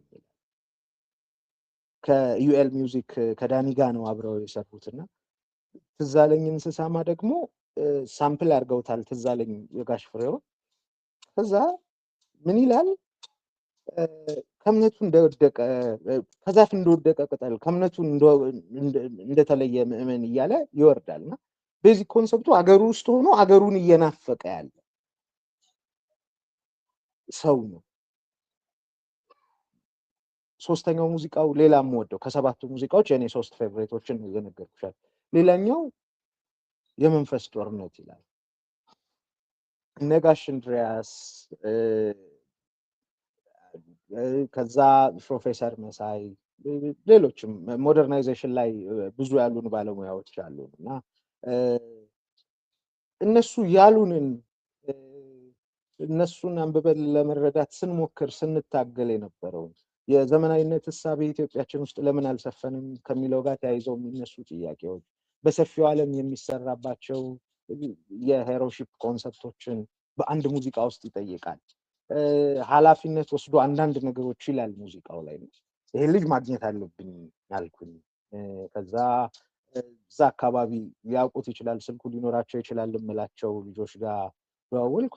ሌላ አንድ ጎበዝ ደግሞ እንዲሁ በሀሳብ የሚገዛው ሀሳብ ለማጋራት የሚሞክር ሙዚቀኛ አለ፣ አማን ኪያሞ። አማን ስልኩን ሰጠኝና በሱ በኩል አገኘሁት። በደንብ ሲቀርብ እንደወድ ምዕራፎች አሉት። 4 ምዕራፎች አየር ላይ ውሏል። ከዛ ውስጡ ተከታታይ መሰናዶዎች የምንላቸው በፈረንጅ አፍ ሲዝንስ አሉት። ከዛ እያንዳንዱ ኤፒሶድ ደግሞ ሲዝኖች መሀል ደግሞ የሲዝኑ ክፍሎች አሉ። ንዑስ ተከታታይ መሰናዶዎች እንላቸዋለን። ዋናው የሲዝን ርዕስ ስር ከስር የሚመጡ ልክ ሲዝን ጨርሰን ተከታታይ መሰናዶዎች ጨርሰን ወደ ሌላኛው ስንሻገር መሀል ላይ ማረፊያችን አለች፣ ማለፊያችን እንላታለን እና እሷ ላይ ሙዚቀኞችን በደንብ ሀሳብ ይዘው የሚሰሩ ሙዚቀኞችን አልበሞቻቸውን ይዘን መምጣት ከተቻለ እነሱንም ይዞ አንዳንዴ ደግሞ ሙዚቀኛውም ላይ ያስፈልግ ይችላል። አብረክቶ ጨርሷል፣ ቆንጆ ነው። እዚህ ስራዎቻቸው ላይ የተሰሙንን ይዘን የምንቀጥልበት የአራት ክፍል እድሜ አለን። ከአንድ ርዕሰ ጉዳይ ወደ ሌላኛው የምንሻገርበት ከሲዝን ወደ ሲዝን የምንሻገር እዛ መሀል ላይ ጀባን በ4 ክፍሎች ሰራ ነው። በጣም ደስተኛ ነበር እሱም።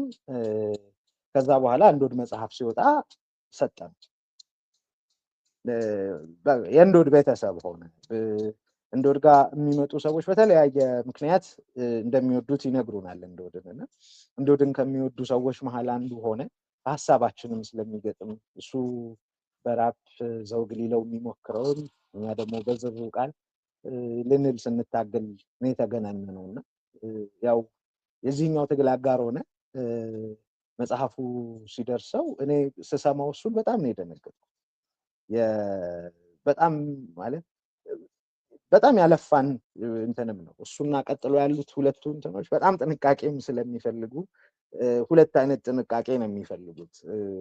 አንድ ለራስ አድልቶ ማሳነስ እንዳይኖር፣ እቺ የስጋ ፍርሃቷ ተጭና መባል ያለበት የሆነ ነገር አግድሎ ባዩት ቁጥር ራስ የሚሸሹት ነገር እንዳይሆን፣ ወዲህ ደግሞ ነገርየው ብዝት ብሎ አላስፈላጊ ዋጋ የሚያስከፍል እንዳይሆን ጥንቃቄ የሚፈልግ ነው።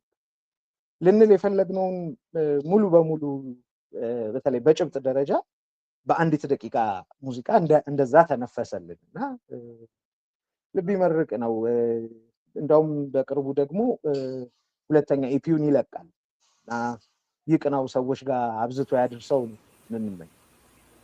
የሚገርም ባለሙያ ነው። በቃ ማለት ተግጦ የተጻፉ ሀሳቦችን በተለይ አንብቤ የእሱን ስሰማ እንዴት አድርጎ ነው በቃ ሰመራይዝ ያደረገው፣ እንዴት አድርጎ ነው የገለጸው ምናምን የሚለው የሚገርም ነገር አለው እና እንደዚህ መጽሐፎች ላይ የሚሰሩ ባለሙያዎችን ያብዛልን ነው የምንለው። በጣም ምርጥ ስራ ነው። እንደው እዚህ ጋር ብዙ ነገሮች ናቸው የሚነሱት። በተለይ የአስተሳሰብ ሉዓላዊነት ተብሎ የሚነሳው እንዴት እንደጎደለን የኛ ነው አንድ ሀሳብ ወይስ የሌላ ነው የሚለውን እሱን ራሱ እንድንመረምር የሚያደርግ ዝም ብሎ መቀበልን የሚጸየፍ በጣም ብዙ የሚነሱ ነገሮች አሉት እና እንግዲህ በተለይ አግኖቶሎጂ ላይ ደግሞ እንግዲህ ብዙ ነገሮች አሉት እንዳልኩት ተግጠው የተተፉ ሀሳቦች። እዛ ውስጥ አንዱ ጉዳይ አግኖቶሎጂ ነው እና እሱ ላይ በጣም ደስ የሚል ነገር ስላለው ትንሽ ብንቆይበት ደስ ይለኛል። ለምን ብዙ ጊዜ ስለ ድንቁርና እንደዚህ ሲነሳ ካለመማር፣ ካለማወቅ፣ ከመረጃ እጥረት እንደዚህ ተደርጎ ነው የሚታሰበው እና ይሄኛው ግን አይደለም። ሆን ተብሎ ለጥቅም የሚፈበረክ የድንቁርና አይነት ነው። ከትምህርት እጥረት አይደለም፣ ከመረጃዎች እጥረት የሚመጣ አይደለም። አይነቱን ሀሳብ በተለይ አሁን በምንኖርበት ዘመን በደንብ አድርገን ቆም ብለን እንድንመረምር የሚያስፈልገው ነው እና ስለሱ እስኪ ተግጠው የተተፉ ሀሳቦች እንዴት ተግጠው ጋር እንደደረስን መጀመሪያ ልንገርሽ። ዱቢና የቃልና ምግባር የተሰኘው ሲዝን 20 ክፍል ነበረው። እስከ 15 ድረስ እስከ 14 ድረስ መጣንና ከዛ ቀጥሎ ያሉት መሰናዶዎች መጀመሪያም ድራፍት የተደረጉት ለሀገር በቀልና ከዚያ ደግሞ አንድ ሻገር ብለን ለአህጉራዊ እውቀቶቻችን ቦታ መረዳቶቻችን የአስተሳሰብ መስመሮቻችንን ለቀነበብንባቸው ስነ ቃሎቻችን እንዲሆን ነበር የወሰነ። የመጀመሪያው ዱቢና ቡልቱ ብሎ ነው የሚጀምረው። ዱቢና ቡልቱ በኦሮሞ ማህበረሰብ ውስጥ በብዛት ከሽማግሌዎች አንደበት የሚደመጥ ሀረግ ነው፣ እስኪ ይደር እንደማለት። ስለዚህ በአንደበትና በተግባር ጉዳዮች ላይ እስኪ ይደር እያልን ነው ወይ ብለን ራሳችንን የጠየቅንበት፣ ያን መጠየቃችንን ከአድማጮች ጋር የተካፈልንበት። ቀጥሎ የመጣው ክፍል ወደ ሰሜን ሄደ። ከኦሮሚያ ወደ ሰሜን ሄድን። ትግራይ ላይ አንድ ስነ ቃል መዘዝን ጸርፊ ተጻራፊው ይመስል የምትል ስድብ ተሳዳቢውን ይመስላል የምትል ስድብ የማይመስሉ የሰርክ ስድቦቻችን የሚል መሰናዶ ሳለ ጸጋ ካህሳ የሚባል ባልደረባችን ነበር ያዘጋጀው። በጣም የሚያምር በተረብ በቀልድ በንግግር አሁን የሳይበሯ ኢትዮጵያ ላይ በደንብ የሚታየው በቀልዶቻችን እየገደልናቸው ያሉትን ሰዎች ያሉትን ማህበረሰቦች ያሉትን ቡድኖች ለማሳየት በሚሞክር መልኩ በደንብ ተሰራ። ከዚያ ቀጥሎ የመጣው የሀዲሳ አባባል ነው። ወደ ሀዲሳ ሄድን። በሀዲሳ ምን የሚል አባባል አለ መሰለኝ? የአካ ገመ አከኦክ ድላ ገመ ኦኮ የሚል አባባል አለ። አዝለውት ሲሰርቁ ያየ ልጅ ወርዶ ይሰርቃል። ፖለቲካችንን የግለሰብ ማህበረሰባዊ የግለሰብ መገለጣችንን የማህበረሰብ መገለጣችንን አንድ ላይ እንድንፈትሽ የሚያደርግ ነው። ከዛች ውስጥ አንድ ጥያቄ መዘዝን ያልፋል አሻግርና እኔ ነበርን እንደው ምን የምትል ጥያቄ መሰለች የተመዘዘችው? አንቀልባው ላይ እያረጀን ይሆን ወይ? ከአንቀልባው አልወረድንም ወይ አይነት በሁሉም በኩል በሁሉም ዘው የሚያስጠይቅ አዝለውት ሲሰርቁ ያየ ልጅ ወርዶ ይሰርቃል። ሁሉንም ሀሳቦች ፖለቲካውን፣ ኢኮኖሚውን፣ ማህበረሰባዊ ጉዳዮች፣ የግል ጉዳዮች በሙሉ በዚህ ጥያቄ ውስጥ መጠየቅ የሚገባቸው ሆነው ስላገኘ ከዚያ በኋላ ይሄን አየን፣ ወዴት እንሂድ? ቀጣዩ ጥያቄ ነው። ቢመር በፈታሪ እው እንደንጉደ የሚል የቱክ ኒውየር አባባል አለ። የሚረባኝን በባትሪ ፈልጋለሁ ማለት የጋምቤላ ወገኖቻችን ጋምቤላ ውስጥ የሚኖሩ ኢትዮጵያውያን የኒውየር ማህበረሰብ አባላት አባባል የሚረባኝን በባትሪ ይፈልጋል። ስለዚህ ያቺን ባትሪ ይዘናት ወደ አፍሪካ ወጣን። በደቡብ አፍሪካ በደቡብና ደቡብ ምዕራብ አፍሪካ ከሚነገሩ ቋንቋዎች መሃል አንዱ የሆነው አፍሪካንስ ጋር አደረሰን። በዚያ ቋንቋ ወደ አማርኛ ስንመልሰው ውሾቹ ከስጋው አብልጠው አጥንቱን ስለምንወደዱ ስጋ የሚሰጣቸው ስላጡ የሚል አባባል ጋር ደረስን። እሱን በደንብ እንዲያሳዩልን ዓለም አቀፍ ሀሳቦችንና መንገዳችንን እየቃኘን ስንመጣ አግኖቶሎጂ ጋር ደረስን። አግኖቶሎጂ የሮበርት ፕሮክተር እና የሊንዳ ባልና ሚስቶች ናቸው። የሁለቱ ጽንሰ ሀሳብ ነው። ምን ይሞግታሉ? አለማወቅ ባጭሩ አግኖቶስ ድንቁርና፣ አግኖቶሎጂ አንድ ላይ የፈጠሩት ቃል ነው። ቃል በቃል ትርጓሜው የድንቁርና ጥናት ወይም the study of ignorance ሊባል የሚችል ሀሳቡና ይሄንን ወደኛ አሁን ወዳለንበት ዓለምና ወደ ሜዳችን አምጥተን ለማየት ስንሞክር በጣም ብዙ ጉዳዮቻችንን እንድንፈትሽ የሚያደርገን በእርግጥም የተፈበረከ ዕውቀት ማግኘትን የተፈበረከ ድንቁርናን እየሸመትን ነው ወይ የሚለውን ቆም ብለን እንድናይ እኛንም በጣም ሲያስገርመን የነበረ የጥናት ዘርፍ ነው። በዚህ በኩል ደግሞ ዕውቀት እንዴት ይጠፋልንም አብሮ ያጠናል እና መነሻው ጋሽ ማለት ይቀነኛል እና ጋሽ ሮበርት ምን ሆኑ የትንባሆ ጉዳዮች ላይ ነበር ጥናታቸው ሙግታቸው ነበር የትንባሆ ማስታወቂያዎች ላይ እና በወቅቱ የነበሩ የትንባሆ አምራች ተቋማት ትንባሆውን ከማስተዋወቅ ባሻገር ጎጂነቱን የሚናገሩ ሰዎችን ተሰሚነት ለማሳጣት የሚያግዙ እንደ የትንባሆ ጉዳት በሳይንስ አልተረጋገጠም አይነት መረጃዎችን ያሰራጩ። የአግኖቶሎጂ ጥናት መነሻው ይሄኛው አይነት ኮሜርሻል ሰፋፊ የንግድ ተቋማት ወደ ማህበረሰቡ ለንግዳቸው ጥቅም ሲሉ የወረወሯቸው ማዘናጊያ ሀሳቦችን ተከትለው ነው። አግኖቶሎጂ ሲጀምር ድንቁርና እውቀት ማጣት የራሱ አስተዋዋቂ የማስታወቂያ በጀት ተመድቦለት የማስታወቂያ ሞዴል ተመርጦለት ለአምራቹ ምንዳና ጥቅማ ጥቅም ተቆርጦለት ሲተዋወቅ እስቲ ያስቡት ብሎ ነው የሚጀምረው። ስለ አግኖቶሎጂ ማውራት ስንጀምር እውነትም እየሆነ አይደል? አንዳንዴ እንዲህ የሚቀነበቡልን ዛሬ ላለንበት ችግር ስም የሚሆኑ ሀሳቦችና ጥናቶችን ማግኘት በጣም ደስ ይላልና አግኖቶሎጂ እንዲያ ነው ሰልጥኖብናል ብዬ አስባለሁ። እንግዲህ ይህንን ደግሞ ሚና የሚጫወቱት እነማን ናቸው የሚለውም ላይ እንደ አግኖቶሎጂ ትንታኔ በአንድ ማህበረሰብ ውስጥ ድንቁርና እንዲሰፍን እንግዲህ ድንቁርና በዚህ ጉዳይ ምን ማለታችን ነው የሚለውን ቅድም አስቀምጠነዋል። በማድረግ ረገድ እንደ መገናኛ ብዙሃን፣ ግዙፍ ኮርፖሬሽኖች እና የመንግስት ተቋማት እንደ ዋና አምራቾች ይጠቀሳሉ። እነዚህ አካላት መረጃን በመደበቅ ሰነዶችን በማጥፋት እና መረጃዎችን በማፈን ሆነ ብለው የተዛባ ግንዛቤ እንዲፈጠር ያደርጋሉ። በተጨማሪም በዘር ወይም በመደብ ልዩነት ሳቢያ የሚፈጠሩ የመረጃ አረፋዎች ወይም ኢንፎርሜሽን በብልሽ ሰዎች ውስንና የተመረጡ መረጃዎችን ብቻ እንዲያገኙ በማድረግ ለድንቁርና መስፋፋት ይተጋሉ። የሚገርመው አግኖቶሎጂ ጠቃሚ የሆኑ እውቀቶች ለምን በሚገባቸው ልክ እንደማይሰራጩ ወይም ለምን እንዲዘገዩ እንደሚደረግም ይመረምራል ይላል እና በተለይ ለዘመናችን በጣም ልንነቃበት የሚገባ ነገር እንደሆነ በደንብ አድርጋችሁ ያስቀመጣችሁበት ነው። አንብቡት አድማጮች። ተግጠው የተተፉ ሀሳቦችን ቅድም እንግዲህ ነግረናችኋል፣ ግን ደግሞ አንድ ሁለት አረፍተ ነገሮች ላንብብ። ተግጠው የተተፉ ሀሳቦች ስንል ቀድሞ በሌሎች ዓለማት እና በቀደሙ ዘመናት የተሞከሩ ይዘታቸው ተመጦ ያለቀላቸው ነገር ግን እኛ ጋር እንደ አዲስ ስጋ ተመስለው የሚቀርቡ እርስ በርስ የሚያናክሱን የታሪክና የፖለቲካ ትርክቶችን ይወክልልናል ብለን አሰብን። እንዴት?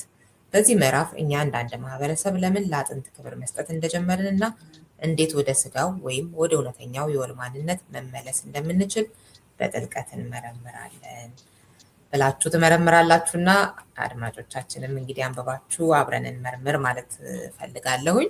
እነዚህ ሀሳቦች ወደፊት ከተመቸን ለብቻቸው አንዳቸውን እየመዘዝን ልንነጋገርባቸው የሚገባ ናቸው። ይህ መጽሐፍ ወጥቷል፣ እንደው አንብቡት ለማለት ያህል እየተሰራ ያለ ፕሮግራም መሆኑን ለአድማጮቻችን መንገር እፈልጋለሁ። ከባድም ነው። የቱን ይዤ የቱን ነው የምተው የሚለውም የአይን አዋጅ የሚባል አይነትም ነገር አለው እና እሱም ችግር ነው። እንዲሁ እንግዲህ ሳናነሳ ባናልፈው ብዬ 1 2 3 ነገሮች ጨምረን እንድንለያይ ከምፈልጋቸው ውስጥ ጀግና የማያስፈልጋት አገር ላይ የዶክተር ደረጃ አለማየሁን ታሪካዊ ደብዳቤ እሱን ይዛችሁ የሰራችሁትን በጣም የሚገርም ነገር ነው እና እዛ ላይ ጀግና የማያስፈልጋት ሀገር የታደለች ናት የሚለውን የዶክተር ደረጃ አለማየሁ አባባል፣ አንሃፒ ዘ ላንድ ዛት ኒድስ ኤ ሂሮ የሚለውን የበርቶልት ብሬሽትን አባባል እሱን ወስዳችሁ በሚገርም ሁኔታ ነው እንግዲህ የሚነሳው። እንዴት ነው ጀግና የማያስፈልገን? ለምንድን ነው ጀግና የማያስፈልገን ነው አይደለ? እንደዚህ ዝም ብሎ ከዛ ግን ይህንን በእርግጥ ከሉዓላዊነት ጋር ምናምን በተያያዘ ጉዳይ እንዳልሆነም ያው ተሰምሮበታል። ከዛ ውጭ ሀገር ውስጥ ያሉ ጉዳዮቻችንን እንዴት አድርገን ነው የምንፈታው የሚለውን ይሄ ልክ ያልሆነ የጀግና ብያኔያችንንም እንድንፈትሽ የሚያደርግ በጀግና ፋንታ እስኪ ጠንካራ ተቋማትን እንገንባ፣ ስርዓት ይኑረን የሚለውን እሱ ስለሌለን እኮ ነው ጀግና ሁልጊዜም የምንራበው የሚል ደስ የሚሉ ሀሳቦች የተካተቱበት ነውና እሱ ላይ እንደው አንድ ነገር ለማለት ካለንበት ሁኔታ ስለመውጣት እሱን ራሱ ለማምጣት ራሱ ጀግና አያስፈልግም ወይ የሚለውን ደግሞ እስኪ ትንሽ በልበት። የጀግና ስሪቱ የሚጀምረው እንደኔ መረዳት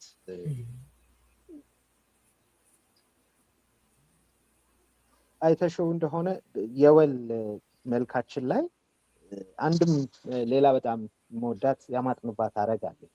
የመሲህ በደንብ ነው ያየሁት። በነገራችን የመሲህ ናፍቆት የምትል ሀረጋል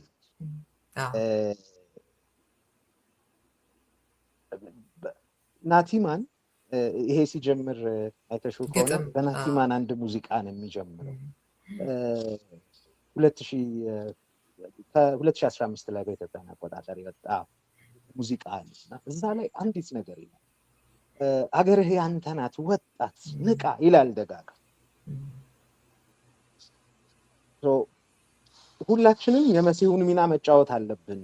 መውጣት ካለ አንድ መሲህ ጠብቀን የትም አንድ መሲህ በቀላሉ የራሱ ወዳጆች፣ የራሱ የመጣበት መንገድ፣ የራሱ ህመሞች፣ የራሱ ስቃዮች አሉት፣ የራሱ ድክመቶች አሉት። ስለዚህ እሱን ብቻ ተንጠልጥለን ልንድል የምንችልበት መለኮታዊ መንገድ ላይ አይደለም ስለ አገር ስናወራ። ስለዚህ እዚያ ጋር ቆመን ገብረ ሕይወት ባይከዳኝ ያኔ ገብቶት ስለ ስርዓት የነገረን ስርዓት ያለው ህዝብ ይላል ህዝብና አስተዳደር። ከዚያ በኋላ ዘ ላይፍ ኦፍ ጋሊሊዮ የሚለው ፕሌይ ላይ ነው መዘው ያነሱት ዶክተር ደረጀ ከ34 ዓመት በፊት የሰጧቸው ማስጠንቀቂያዎች ዛሬ ሰሚ አጥተዋል። ዛሬም ድረስ እኔ ከዶክተር ደረጀ ውጭ ያሉ ያ ትውልድ ላይ የተጻፉ ጽሁፎች ጋር የሺህ ሀሳብ አበራን ሊያዝ ብልጥነኝ ሾልካለሁ እያየሽ ማለት 2012 ሰብሳሪ ተረከዞች ላይ ስለ ሙግታቸው ያነሳል። እውነቱን ነው። ጀግና ለመፍጠር ዛሬም ድረስ የታሪክ ጀግና እንኳን ፈጥረን እንድንሟገት ካለፉ ጀግንነታቸው ዛሬ ላይ ተጨባጭ ሚና መፍጠር የማይችሉ ጀግኖችን በመፍጠር ሂደት ውስጥም እንድንጎተት እንደረጋለን። እርግጥ ነው የሀሳብ ጀግኖች ያስፈልጉናል። የአገር ሉዓላዊነት ሲነካ አገርን ከሌላ ጫናና ተጽዕኖ በማንም ባዳ እጅ የአንድም የአገር ልጅ ደም እንዳይፈስ አገርን የሚጠብቁ ጀግኖች ያስፈልጉናል። እሱ ላይ ፈጽሞውኑ ጥያቄ የለም።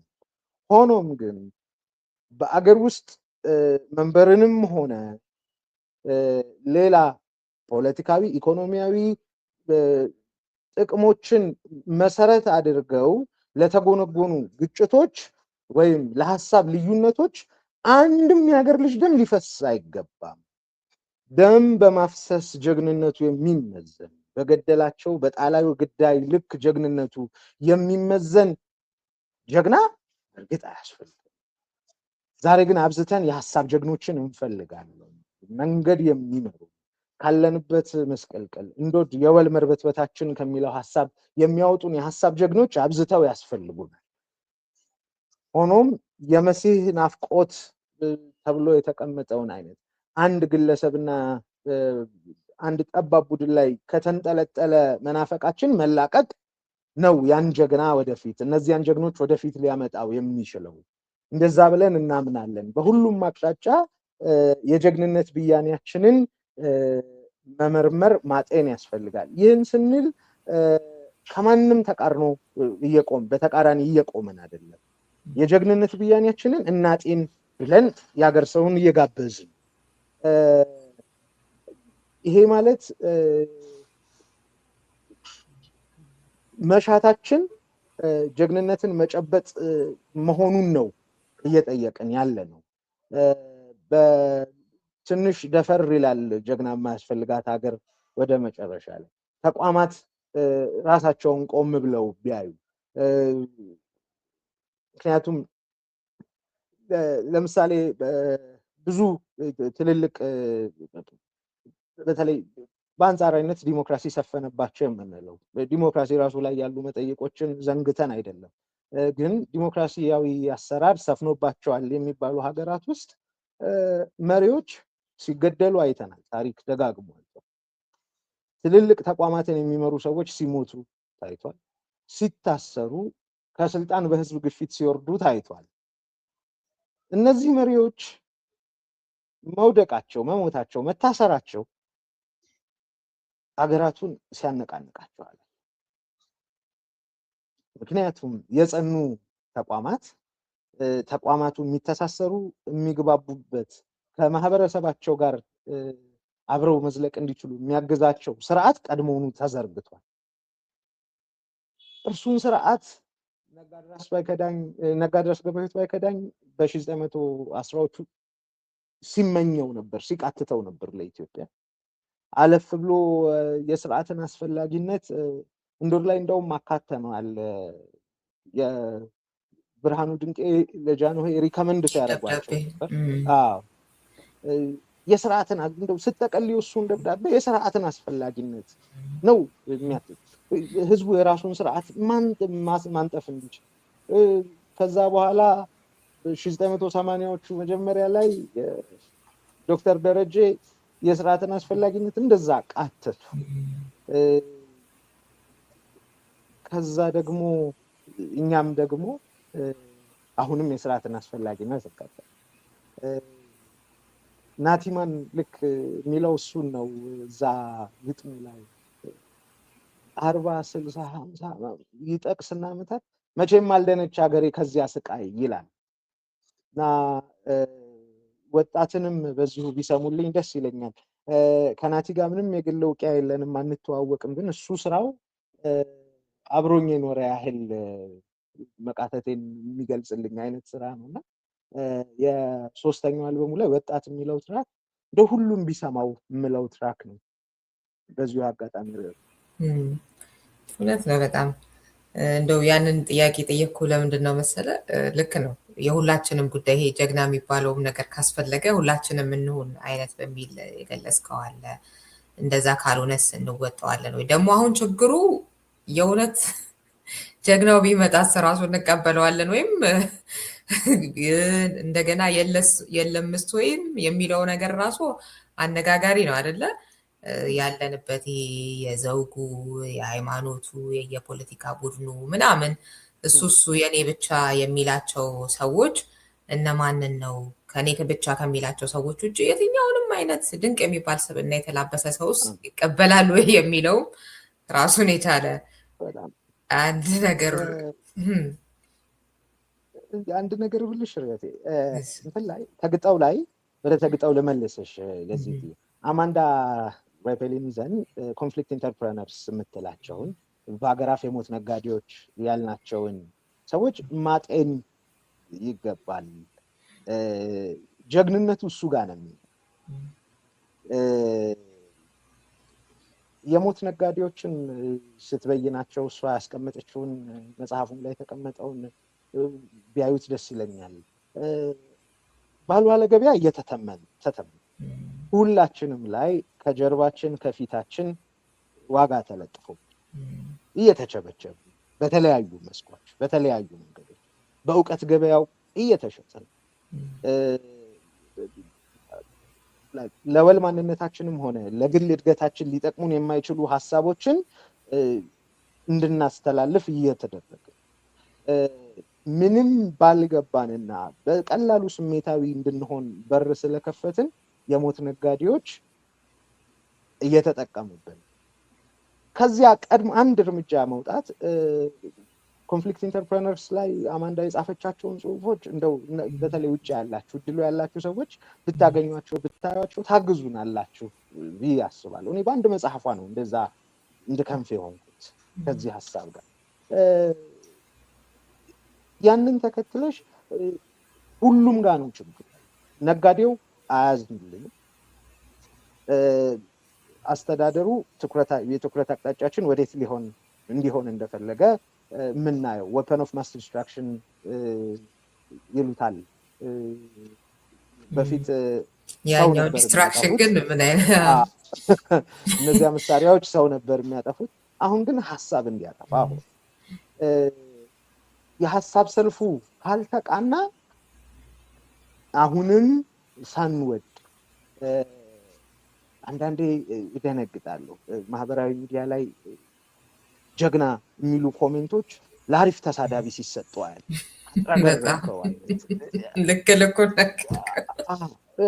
ሌሎችም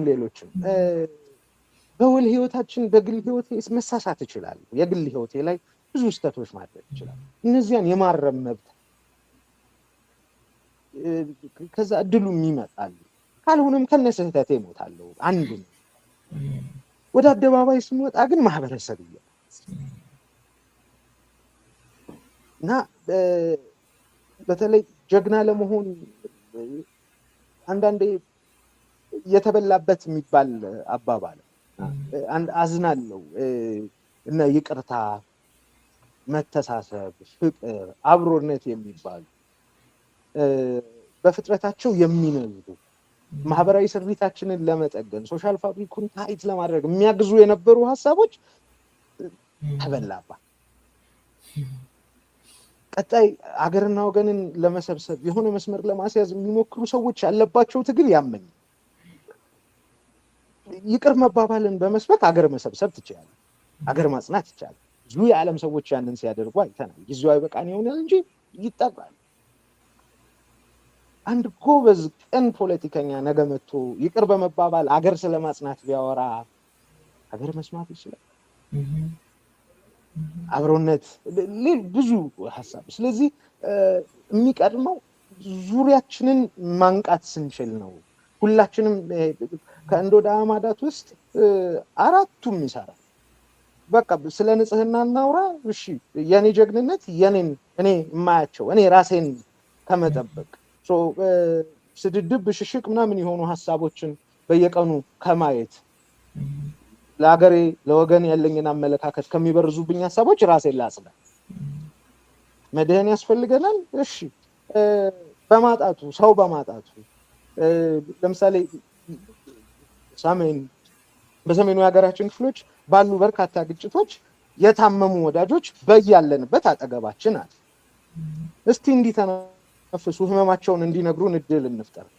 የምር ሰው ሆነን እነዚህ አጠገባችን ያሉት ጋር አንቁም። በቃ መድህን ለአንድ ሰው ከመስጠት ይጀምር። ተፈጥሮን በጽናት መመርመር እንጀምር። የሰው ልጅ ስሪቱ እንዴት ያለ ነው? እነዚያ የሞት ነጋዴዎችን መቋቋም እንድንችል እዛው ተግጦ ላይ ካንትን ተከትለን ሰፓሮዲ ያለውን እሱን ተከትለን ራስ ሰር አመክንዮ የምንላት ካረገ እዚህ እያንዳንዱ ሀሳቤን ቆም ብዬ ልጠይቅ። ሰው ስለሆንኩ የሰዎች ሀሳብ ይጫነኛል፣ ግን ይሄ አመክንዮ ነገሮችን እየበየንኩበት ያለው መረዳት በእርግጥ የኔ ነው ወይ የሚለውን ቆም ብሎ ማየት፣ ከጫና ራስን ማላቀቅ ሲቻል ከዛ የኃላፊነት ስሜቱ ሲጨመር ነው ጀግኖች መብዛት የሚችሉት። መሪዎች ያስፈልጉናል፣ ግን መሪዎች የሚያስፈልጉን ስርዓት ለመዘርጋት፣ ጠንካራ ተቋማት ለመገንባት፣ ሌላው ቀርቶ ራሳቸውን የሚገዳደራቸውና በሳቱ ጊዜ ሁሉ ሊጋጫቸው ሊላተማቸው ስርዓት ሊያስይዛቸው የሚችል ተቋማትና ስርዓት መገንባት የሚችሉ መሪዎች ያስፈልጉናል። የሀሳብ መሪዎች ያስፈልጉናል። የሀሳብ መሪዎች ቀጥሎ ለሚመጡ መሪዎች በንግግራቸውም በድርጊታቸውም መዝኖ የሚረዳቸው ሰው ለመፍጠር የሚችል ማህበረሰብ ለመፍጠር በሀሳብ የሚያጸኑን፣ የእውቀት በራችንን የሚከፍቱልን፣ የመረዳት አቅማችንን የሚያሰፉልን ሰዎች ያስፈልጉናል። እንዲህ ነው ጀግና የማያስፈልጋት ሀገር ጋር ያለን መረዳት ነው። እውነት ነው። ከጀግንነት ብያኔ ጀምሮ እንዴት ነው የምናየው ከሚለው ጀምሮ የእያንዳንዳችንን አስተዋጽኦ መዘንጋት እንደሌለብን የተቀመጠበት፣ እንደገና ደግሞ ምን አይነት መሪዎች ያስፈልጋሉ የሚለውን ከሀሳብ መሪዎችም ጋር በተያያዘ አሁን ያነሳው አለ። ሌላኛው የመጽሐፉ ክፍል ላይ የበእውቀት አበበ ጽሁፍ ከላይ ታሪካቸውን በአጭር የጠቀስናቸው ሀገራት ያው የተጠቀሱ አሉ፣ አንብቡት። አሁን ነፃነታቸውን ተቀዳጅተዋል። ምስጋና ለተራማጅ እና አራማጅ የቁርጥ ቀን ልጆቻቸው ይሁንና እኛስ ከድህነት ቀንበር የሚያላቅቀን የትኛው ነጂ፣ የትኛው ሊክዋን፣ የትኛው ዴንግ ይሆን? ለምኑም ግን ቆሞ ከመጠበቅ እስከዚያው በግለሰብ ደረጃም ቢሆን እያዘገሙ መጠበቁ ሳይበጃ አይቀርም ይላልና እንግዲህ መጽሐፉ በተለያየ አቅጣጫ ልናየው እንችላለን ብዬ አስባለሁኝ። ተቋማት ላይ የስርዓት ጉዳዮች ላይ ሱሱ ላይ የመበርታት ሱሱ ላይ ስንበረታ እኮ የሆነ አንድ መሲህ አንጠብቅም አይነቱን ነገር፣ እንደገናም ደግሞ ከሆነም የሚጠበቅ ከሆነ ምን አይነት የሚለውንም እስከዛም ደግሞ እኛ ራሳችንም ለምን ምንችላትን እየሆንንም አንጠብቅም የሚለውም ብዙ ብቻ የሚያነጋግር ነው። አንብቡት ማለት ፈልጋለሁ። ቅድም የናቲማንን ስትጠቅስ እንደዚህ ሙዚቃዎች፣ የተለያዩ ግጥሞች መጀመሪያም እንደዚህ በመሀልም እንደዚህ የሚገቡ አሉ እና ደሳስ የሚሉ እንደሱ እኔም ሳነብም ስጽፍም እንደዛ ወዳለሁኝ የሆነ ሀሳብን ሊገልጹ የሚችሉ የሆኑ ስነ ቃሎች ግጥሞችን እና አንዱ ደስ ያለኝ ነገር እሱ ነው። ናቲማንን ስታነሳ እንደውም የረሳሁትን አስታወስከኝ ብዬ የሚገለጹ የተለያዩ ደሳስ የሚሉ ግጥሞች አሉ የተለያዩ ክፍል ላይ። በተለይ ዮናስ ኪዳኔ የሚገርም እኮ ነው፣ የሚገርሙ ናቸው። ነገሩ ምን የሚጣል ነገር አለው፣ ግን በቃ የመረጣችሁት ደግሞ የበለጠ ብዙ የሚያነጋግረውን የበለጠ መርጣችሁ ነው እና እሱንም ጭምር የተለያዩ አሳቢዎቻችንን የተለያዩ የስነ ጽሁፍ ሰዎቻችንን ጭምር ነው የምናገኝበት እና የውጭዎቹንም ጭምር ማለት ነው እና ተጨምቀው የሚቀርቡ የነጠሩ ሀሳቦችን ጭምር የሚገኝበት ነው ብዬ ነው የምገልጸው። እዚህ ጋር አንድ የገረመኝ መስፍን ወልደትንሳኤ ክብ ልፋትን ሀቅ ላይ የወሰዳችሁት ገጽ 99 ላይ ያልበላን እንድናኮነን በትክክል መታከክ የሚፈልግ ቦታን ዘንግተን እንቅበጠበጥ ይዘናል። ገጣሚው እንዳለው የዚህ ሁሉ ጉልበት የሰጠነው ትኩረት፣ ይህ ሁሉ መቸገር ችላ ባልነው ነገር እና ይገርማል። ይሄ አሁን ይህንን የምንነጋገረው ነገር መጽሐፉ፣ የሬዲዮ ፕሮግራሙ ምናምን ትኩረት ልንሰጠው የሚገባ ነገር ነው። ግን ትኩረት እየሰጠነው ያለ ነው የቱን ነው የሚለውንም እንድናይ የሚያደርግ ነው እና ለምን በዙ መጥፎቹ ነገሮች ለምን በዙ ስንል የዚህ ሁሉ ጉልበት የሰጠነው ትኩረት ነው። ልክ ነው አይደል? ለምንድን ነው ለመጥፎቹ እኮ ነው የሰጠነው የምናየው። ቅድም ያልከው እስኪ ልጀምር ራሴ ይህ ስድድብ ብሽሽቅ ምናምን ያለበትን ነገር ላይ ካለማየት ምናምን ስትል እሱን ፕሮሞት ካለማድረግ እንደዚህ ስትል አዎ ትኩረት እኮ የሰጠናቸው በተለያየን መንገድ አውቀን የሚሆን ሳናውቅ ያበረታታናቸው እነማንን ነው ምን አይነት ነገሮችን ነው የሚለውን ማሰብ እንደሚገባል። ይህ ሁሉ መቸገር ችላ ባለው ነገር በቃ ችላ ያልናቸው ነገሮች ምንድን ናቸው? ለዛ አይደለም ወይ የምንቸገረው የሚለውን በቃ በደንብ አድርጎ የሚያሳይ ነው እና እነሱንም በጣም ወድጃቸዋለሁ። ለነው ናቲማንን ስታነሳ በዛው ትዝ ብሎኝ ነው ይህንን ለመጨመር የፈለኩት። ማክ እኔ ብቻ እንዳልይዘው እንግዲህ አንተ ደግሞ አንድ ከዚህኛው ክፍል ላይ ሳልል ባላልፈው የምትለውን ጨምርና ሌላ መጨምረው ይኖራል። ሁለት የወል መርበትበታችንን በደንብ መረዳት እንድንችል ተሞክሯል። ይሄ የጋራ ችግሮቻችን። ከዛ ደግሞ ጆን ሚልተን አንድ መጽሐፉን ስለሚሸከምልን ብለን ስለምናስብ ወይም የመጽሐፉን ይህን ሁሉ መዳከር ያስፈለገው ያለንበት ሁናቴ ይሄን ስለሚመስል ነው ለማለት እንዲያገዝ ሁለት ገጽ ላይ ብቻውን ያስቀመጥናት ሁለት መስመር አንድ መንፈስ አይኖቹን አፍስሰው ሲያበቁ ያ እንደ የመሳሳት መብት ሁላችንም ግን ከአይን አፍሳሾቹም አይኑ በመጥፋቱም የመሳለቁ ሂደት አባሪም ከመሆን ራስን ከመቆጠብ ይጀምራል ነገር ይዘው እንደወድን ስንሰራ በመላው ኢትዮጵያ ካሉ አድማጮች ጋር የመገናኘት እድል ነበረኝ። ቄለም ወለጋ ላይ ያሉ አድማጮች ነበሩ። አድዋ፣ አክሱም የነበሩ አድማጮች ነበሩ። ኋላ ላይ የተቀላቀሉ የሆነ ያህል ጊዜ አይሰሩም ነበር መስመር። ጅጅጋ፣ ጋምቤላ ያሉ አድማጮች የሳይበሯ ኢትዮጵያ ትሸውዳለች፣ በደንብ ትሸውዳለች። እሷ ግን ኢትዮጵያ አይደለም። እንደው ጉልበት ሆኖን አንዳንዴ ሳይሆን ብዙውን ጊዜ የሆነ ያህል ብር ከኪሳችን እያወጣን ነበር እንደወደ የምንሰራው።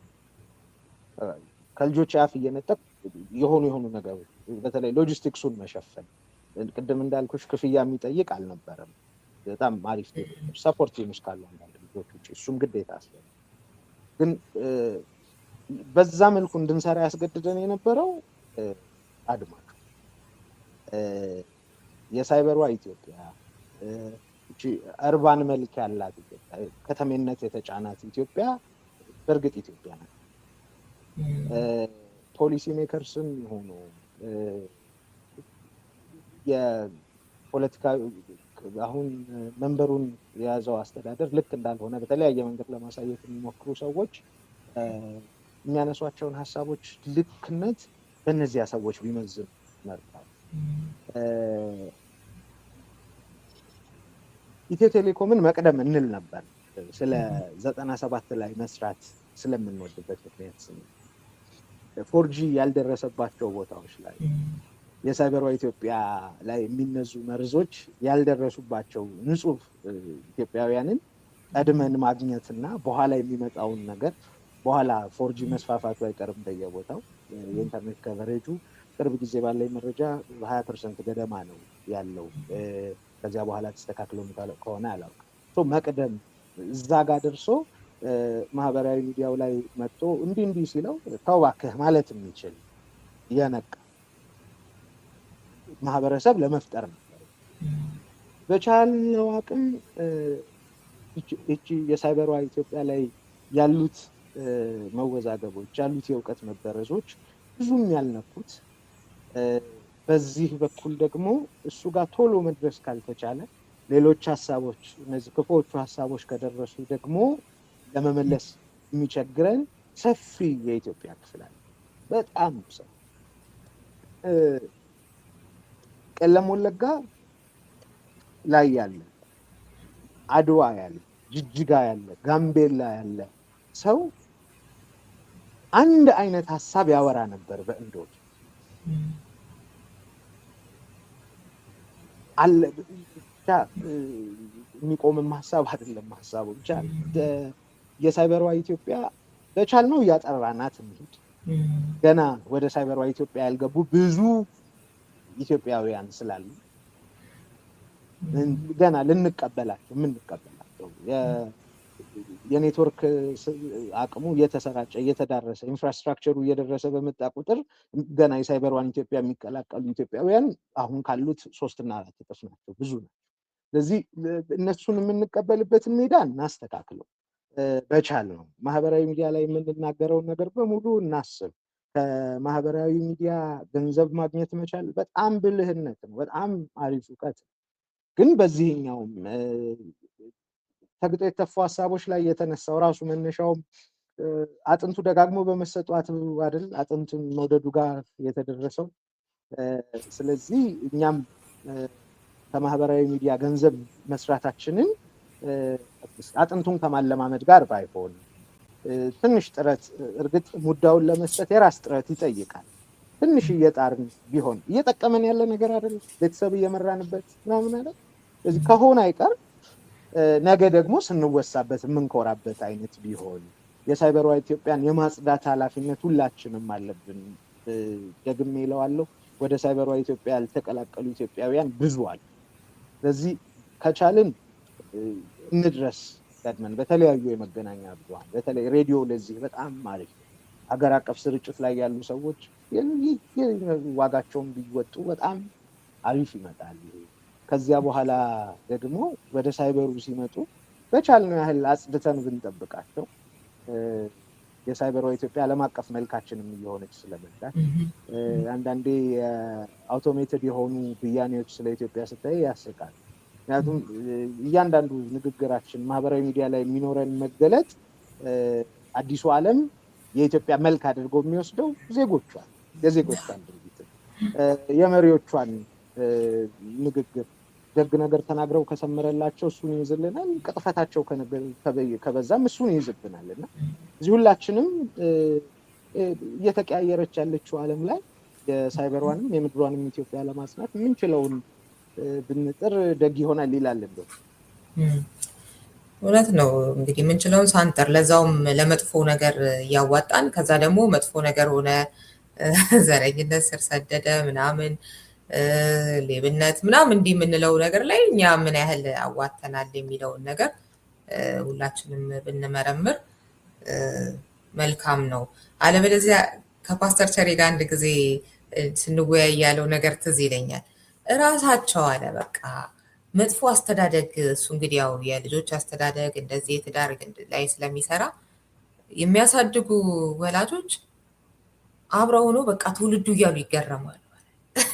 በቃ እኩል ነው የሚገረሙት አለ በቃ መልካም ከሚያሳድገው። እና አሁን አንዳንዴ በቃ እንደዚህ ሆኖ ምናምን የሚሉ ሰዎችን አንዳንዶችን ስታይ ለስድቡ፣ ለመከፋፈሉ፣ ለምናምኑ ምንድን ነው እያዋጡት ያለው? ያንን በሚናገሩበት ቅጽበት እንኳን ቀደም ብሎ የተናገሩት አረፍተ ነገር ምን ይመስል ነበር ስትል በዚህ መጠን ራስን አለመመርመር አለ የሚለው ነገር እጅግ አስደንጋጭ ነው። እና ያዋጡት ነገር እኮ ነው እያደገ ያለው የሚለውን እሱን መመርመር ያስፈልጋል። እና አይኖቹን አፍስሰው ሲያበቁ ውር ብለው ይሳለቁበታል የሚለው የጆን ሚልተንን የጠቀሳችሁት በደንብ አድርጎ ከብዙ ነገሮች አንጻር እንድንመረምረውም የሚያደርግ ነገር ነው እና ደስ ይላል በጣም።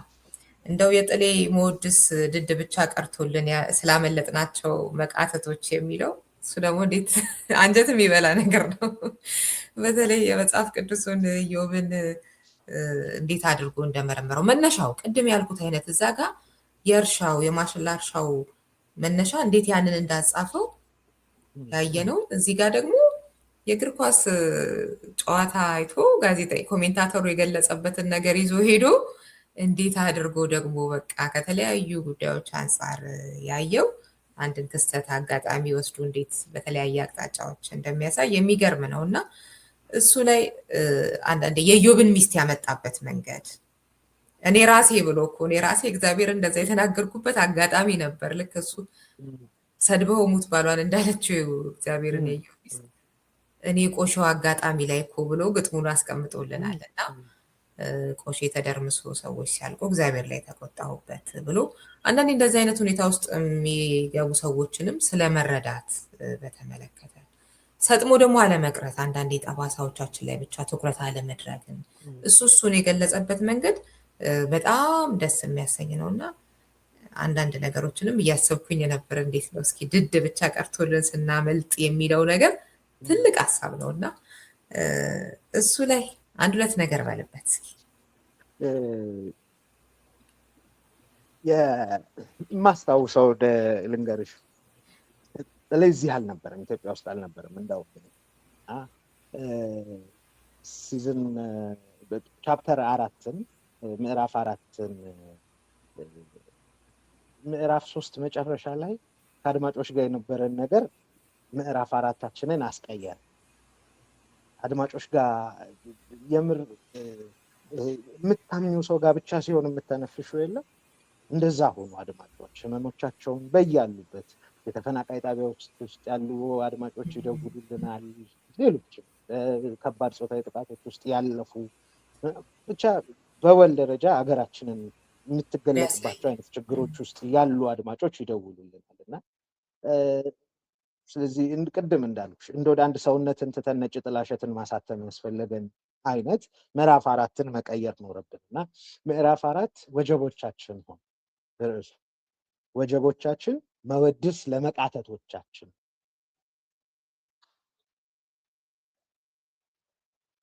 ህይወት መወደስ አለበት አይደል? ብዙ የሀገር ሰው በተለያዩ ቦታዎች ላይ ያሉት እንዳለ እየተቀለልኩ ባለመሆኑን ልብ በሉኝ፣ ግን በተለያዩ የሀገር ክፍሎች በ7 ክልሎች ላይ ዛሬ ላይ የጦር መሳሪያን የቀላቀሉ ግጭቶች እየተካሄዱ ነው። በ7 የሀገር እዚህ አካባቢ የሚኖር ሰው ሌላውን ትተነው ይቃትታል ህይወትን። ስለዚህ በህይወት መኖራችንን የሚገለጠው በህይወት ለመኖሩ ማስረጃ አምጣ ስትዩ መቃተቱን ማስረጃ ማድረግ የሚችል የሀገር ሰው ብዙ አለ። ለዚያም ነው ወጀቦቻችን መወድስ ለመቃተቶቻችን መግቢያ ሆኖ የመጣው የሱ ሲዝን ጥሪ ነው። ኑ የሚለው ኑ ህመሞቻችንን እናውራቸው፣ ስቃያችንን እንነጋገር ብሎ የሚጠራው ከዛ ትንሽ ሀገር ማለት በቃ ብዙ ጊዜ አንዳንድ ሙግቶች ላይ ይስቃል። የሆኑ ኢኮኖሚያዊ፣ ፖለቲካዊ ምናምን ጉዳዮች ሲነሱ ጀስቲፋይ ለማድረግ የጎረቤቶቻችን ችግሮች፣ የአህጉራችን ሀገራት ችግሮች ይነሳል እና ከሱ ቀሽም የሆነ ጀስቲፊኬሽን ጋር ላለመላተም አፍሪካዊም ነኝ፣ ስለዚህ ስለ አፍሪካ ህመም ማውራት እችላለሁ፣ የምዬን ህመም በደንብ መግለጽ ስለሚችል እሱ። ስለዚህ ኑ የሚለው ጥሪ ነው። ይሄን ሀሳብ ጥሌ የመጀመሪያውን የዲስክሪፕሽን ዶክመንት ሲያየው ወደደው እና እዛ ሆኖ መወድስ ድድ ብቻ ቀርቶልን ላመለጥናቸው መቃተቶቻችን የሚል ጽሁፍ ላይ በጣም የሚነዝር ጽሁፍ ነው። የሁላችንንም ህመሞች ማሳየት የሚችል በእስልምናው አስተምሮ ነቢዩ አላህ አዩብ ያዩት ስቃይ ይታወቃል። በሻም አካባቢ የነበሩ ነቢይ ነበሩ።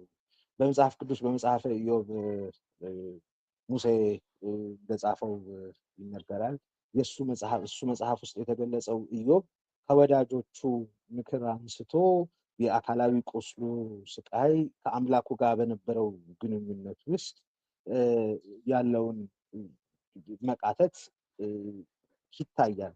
በሁለቱም ማስተምሮች ውስጥ የተጠቀሰው ይህ ሰው ላለንበት ህመም ማንጸሪያ የሚሆኑ ነገሮች በደንብ ይነሱበታል እና ጥሌ ሃይማኖታዊ አስተምሮን ወደ ጎን እንተውና ብሎ የሚያነሳቸው ሀሳቦች አሉት። ባልበርዛቸው ባያዝ ባላረገ ወይም እንትን ባላረግባቸው ባልረብሻቸው አንባቢያን አግኝተው ቢያነቡት የምመርጠው አይነት ጽሁፍ ነው። እሱን እጋብዛቸዋለሁ። በጣም ያማል እና ምንም ያግዛል። ይሄ ህመም እኔ ጋር ብቻ ያለ አለመሆኑን ለማሰብ ማንጸር የሚችል ለህመሞቻችን ተገቢውን እውቅና መስጠት ስንጀምር፣ ህመሞቻችን ላይ መግባባት ስንጀምር የሆነ አይነት የወል መድህን ለማግኘት በር መክፈት ይቻላል የሚለው እምነታችንንም የሚያንጸባርቅ ነውና ተለይዋ ሸጋርጎ ከትቦታል። እውነት ነው። አንብቡት አድማጮቻችን። እንግዲህ የተለያዩ አባባሎቻችንን ቅድም ስንጠቅስ እንደነበረው ራሳቸውን ተጠቅሞ የተለያዩ ትልልቅ ሀሳቦችን ራሳቸውም ትልቅ ናቸው እንዲሸከሙ ከማድረግም ባሻገር ደግሞ ለወጥ በማድረግም ለምሳሌ ያልፈሩት ሲደርስ የፈሩት ሲከተል እንደዚህ እየተባለ ደግሞ የቀረበ አለ በክፍል 8 እና የፈራ ነው ብቻ እኮ አይደለም ያልፈራ ነው ደግሞ ያልፈራ ናቸው እንዴት እየደረሱብን እንደሆነ ያልተዘጋጀንባቸው ያላሰብንባቸው እሱንም የሚነሳው ሀሳብ በጣም ደስ ብሎኛል። ቅድም ያልከው ተስፋ የማንቆርጥባቸው ምክንያቶችም ራሱን ችሎ እንደዚሁ ይነሳል። አንብቡት እንግዲህ በቀረችን አጭር ደቂቃ ላለመነካካት ማለት ነው። ይሄ ልዩነቶችን የሚፈጥሩብን የተለያዩ ጉዳዮች በተለይ ከታሪክ አንጻር አሁንም እንግዲህ ምክክር ላይ ነን እና ምክክሩ ምን ያህል ትክክለኛ ምክክር ነው እንደዚህ የሚለውን በተመለከተ ያው ብዙ ፕሮግራሞችን ሰርቻለሁ እና እሱ ልተውና ላነሳ የፈለግኩት አንዱ ጉዳይ እሱ አይደል ታሪክ የሚባለው ነገር ነው። ለዚህም መመካከር አለብን ለሚለውም ነገር ያበቃን እንዴት ነው የምንገነዘበው? እዛ ላይ እነ ፕሮፌሰር ማምር ምናሰማይን ኢብራሂም ሙሉሸዋን የምትጠቅሱት እና እንዴት ነው መውጫው የሚለውን ነገር እነዚህን ነገሮች እንዴት አድርገን እንሻገራቸው? አሁን ላይ ራሱ ትልቁ ችግሮቻችን እነሱ ስለሆኑ ማለት ነው እና እሱም በጣም ወድጀዋለሁኝ። በአንድ ነገር ነው የምወጣው፣ አንተ ደግሞ ደስ ባለ ትወጣለህ። ሀገር የሚለውን ነገር ይህን ሁሉ ስንነጋገር እንግዲህ አሁን ላይ ሀገር የሚለው ነገር ላይ ራሱ መስማማት አቅቶናል። ብዙ የተለያዩ ነገሮች እንዲንሂድ እንዲያንሂድ ላይ ያለመስማማት ችግር የለውም እንደው ምክንያቱም አንዱ ወደዛ ነው ሊወስደው የሚችለው ስልጣኑን ቢቆጣጠር እንኳን። ግን አሁን እየታየ ያለው ነገር ቀላል የማይባል ሰዎች ላይ ቢያንስ ቮካል ነው ሲናገሩ የምናያቸው ኢትዮጵያን ራሱ ጥያቄ ምልክት ውስጥ የማስገባት ኢትዮጵያ ልክ የኔ ቡድን ጉዳት ደረሰበት ብለው ሲያስቡ ወይም በሌላ ምክንያት በቃ ኢትዮጵያ ትበጠስ ኢትዮጵያ እንደዚህ ትሆን ምናምን እርግማኑ ራሱ የሚገርም ነው እና እሱ በጣም አስደንጋጭ ነገር ነው ለእኔ እና በሱ ነው መውጣት የምፈልገው። ገጽ 160 ላይ ለጊዜው በትረ መንግስቱን ለያዘው በፈቃዳችን አሊያ በአቅም ማጣታችን መሀል ላይ ላስቀመጥነው ሰውና ለሚያራምደው ፖለቲካዊ እሳቤ ለሚከተለው ፖሊሲና ይበጃል ያለውን ለሚያስፈጽምበት ስትራቴጂ ያለን አመለካከት የትኛውንም አይነት ቢሆን ስትሉ እንግዲህ ምን ማለት ነው የሚለውን ከስር አስቀምጣችሁታል። እንዶድ ይሄ የግል መብታችን መሆኑን አበክሮ ያምናል። ሁላችንም ለምንጠላውም ሆነ ለምንወደው ነገር ሁሉ የመታመንና የመገዛት መብት አለ። ስለዚህ የትኛውንም አይነት ቢሆን በሀገር የጋራ መልክ ላይ ግን አንድ የሚያደርገን ምልከታ ሊኖረን አይገባም። ለስኬት ባለን የነፍስ ወከፍ ብያኔ፣ ሰርቶ ስለመለወጥ ባለን እሳቤ፣ አገርን ለማሳደግ ባለን የነጠላ ሚናና በተለያዩ የግል ጉዳዮች አንጻር በሀሳብም ሆነ በድርጊት እጅጉን የተለያየን ሰዎች ብንሆንም አገርን በተመለከተ ስንጠየቅ የምንሰጠው ምላሽ ዝንቅነት ግን አደጋ አለው ይላልና አንዶድ በጣም እሱን ማሳሰቢያ ማሳሰብ እፈልጋለሁኝ። ማክ አንተ ደግሞ በምትፈልገው ክፍል እንሰነባበታለን።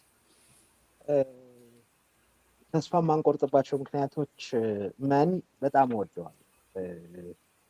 ደጋግሞ መባል አለበት ብዬ አስባለሁ። በተለይ ዛሬ ላይ ሀብቱ ግርማ ምን ይላል መሰለሽ የመነሻ ጽሁፉን ያቀረበው የድንኳናችንን ሀዘን ማበስ አለብን፣ እግዚአብሔር ያጽናን እንባባል፣ ሁላችን ተጎድተናል። ጉድሆንን ከመባባል ወደ ምስራቅ እንመልከት። ጸሐፊው አሰፋ ጫቦ ሁላችንም ከችግራችን ተራራ አንድ ብናነሳ ዛሬም ነገም ጤና ይሆን ይል ነበር ይላል። እንደወደህን ይጽፋል እሱ። በመንደሩ ለተከሰተ ሐዘን ሁለት ጎራሽ ቴፖቻችንና ሽንጠ ረጃጅሞቹ ቴሌቪዥኖቻችን የለበሷቸው ዳንቴሎች ዛሬ የሚዘጋጁ ተምሳሌትነታቸው ከመቼውም ጊዜ በላይ ያሻናል። የሌላውን ሐዘን እንደ ራስ መቁጠር የለጎማቸው የዳንኪራ ድምፆች ዛሬ የሚለጎሙ ዘንድ አንዳች ህብረት ያሻናል። ሐዘናችን የግል መሆን ሲጀማምር ነው በቁጥራችን ልክ በነፍስ ወከፍ ሊያዳርሰን እርሱም የባተለ። ሐዘኑን እንደ ራስ ለመቁጠር ብናንስ እንኳ ማንኳሰሻ ሌላ ሐዘን ስናጣቅስ አንገኝም ነበር። ከዚህ የወል መልክ ባለቤትነት ብዙ አልናል። በእጃችን ባይኖር ብዙ አርቀን አልጣልነውምና ለማንሳት አብረን ጎንበስ ስንል ሌተናንት ኮሎኔል ፍስሐ ደስታ እንዲህ ይላል። ደርግ በወሰዳቸው በጎ እርምጃዎች እንደምደሰት ሁሉ በማወቅ በድፍረት ባለማወቅ በስህተት ለተፈጸሙት ደግሞ ሙሉ ኃላፊነቴን በመውሰድ በበኩሌ የኢትዮጵያን ሕዝብ ይቅርታ ጠይቃለሁ። ኮሎኔሉ ቢረፍድም ተንፍሰውታል፣ ቢዘገዩም ኃላፊነቱን ወስደዋል። በግሌ ከቶኑ ከቀረ መልእክት ይሻላልና እንኳን እርሳቸውም ጻፉት እንኳን እኛን ማነበብ ነው ከሚሉት ወገን። ታዲያ ግን ድንኳኑ ከፈረሰ በኋላ የሌላ አዲስ እዝን ድንኳን ውስጥ ስለቀደመው ይቅርታ መጠያየቁ ይበቃን ዘንድ ግድ ይለናል። አንዳንዴ ይቅር መባባል በትኩሱ ካልሆነ ሲከርም ሻግቶ የስላቅ ቅርዝ ይዛል። ተግባር ካልደገፈውም ሽውታው ሁሉ ብድግ የሚያደርገው የበደል ጠረን ይጋርድበት አንዳች አቅም አይኖረው። እግዚአብሔር ያጽናህ ላልነው ወገን እግዚአብሔሩ ሊያጽናናው ሲሻ ከሚልካቸው ምርኩዞች አንዱ መሆን የሚያስችል ግብር ይታይብን። በመመላለሳችን ሁሉ ዳናችን የብርታት ስንቅ ይሆን ዘንድ ከአንደበታችን መልካም ለመናገር ቦታና ጊዜ የማይመርጥ ይሁን እያለ ይቀጥላል ርዕዮትዋ። ዋው በጣም በጣም ነው ደስ የሚለው። በጣም ቆንጆ በሆነ መልእክት ነው እንግዲህ ያሳረከው። የት ይገኛል የሚለውን አሁንም ብናስታውስ ደስ ይለኛል። አገር ቤትም ውጭም ውጭ ይላሉ። በአማዞን ላይ በሁለቱም በቤዚክ ሁለት ኦፕሽኖች እና ከዛ ደግሞ ፕሪንት ለሚፈልጉ የፕሪንቱ ላይ 3 አይነት የህትመት ውጤቶችን ማዘዝ ይችላሉ። ፔፐርባክ 2 ኦፕሽኖች አሉ። ሃርድ ከቨርም አለ፣ በኪንድልም አለ አማዞን ላይ።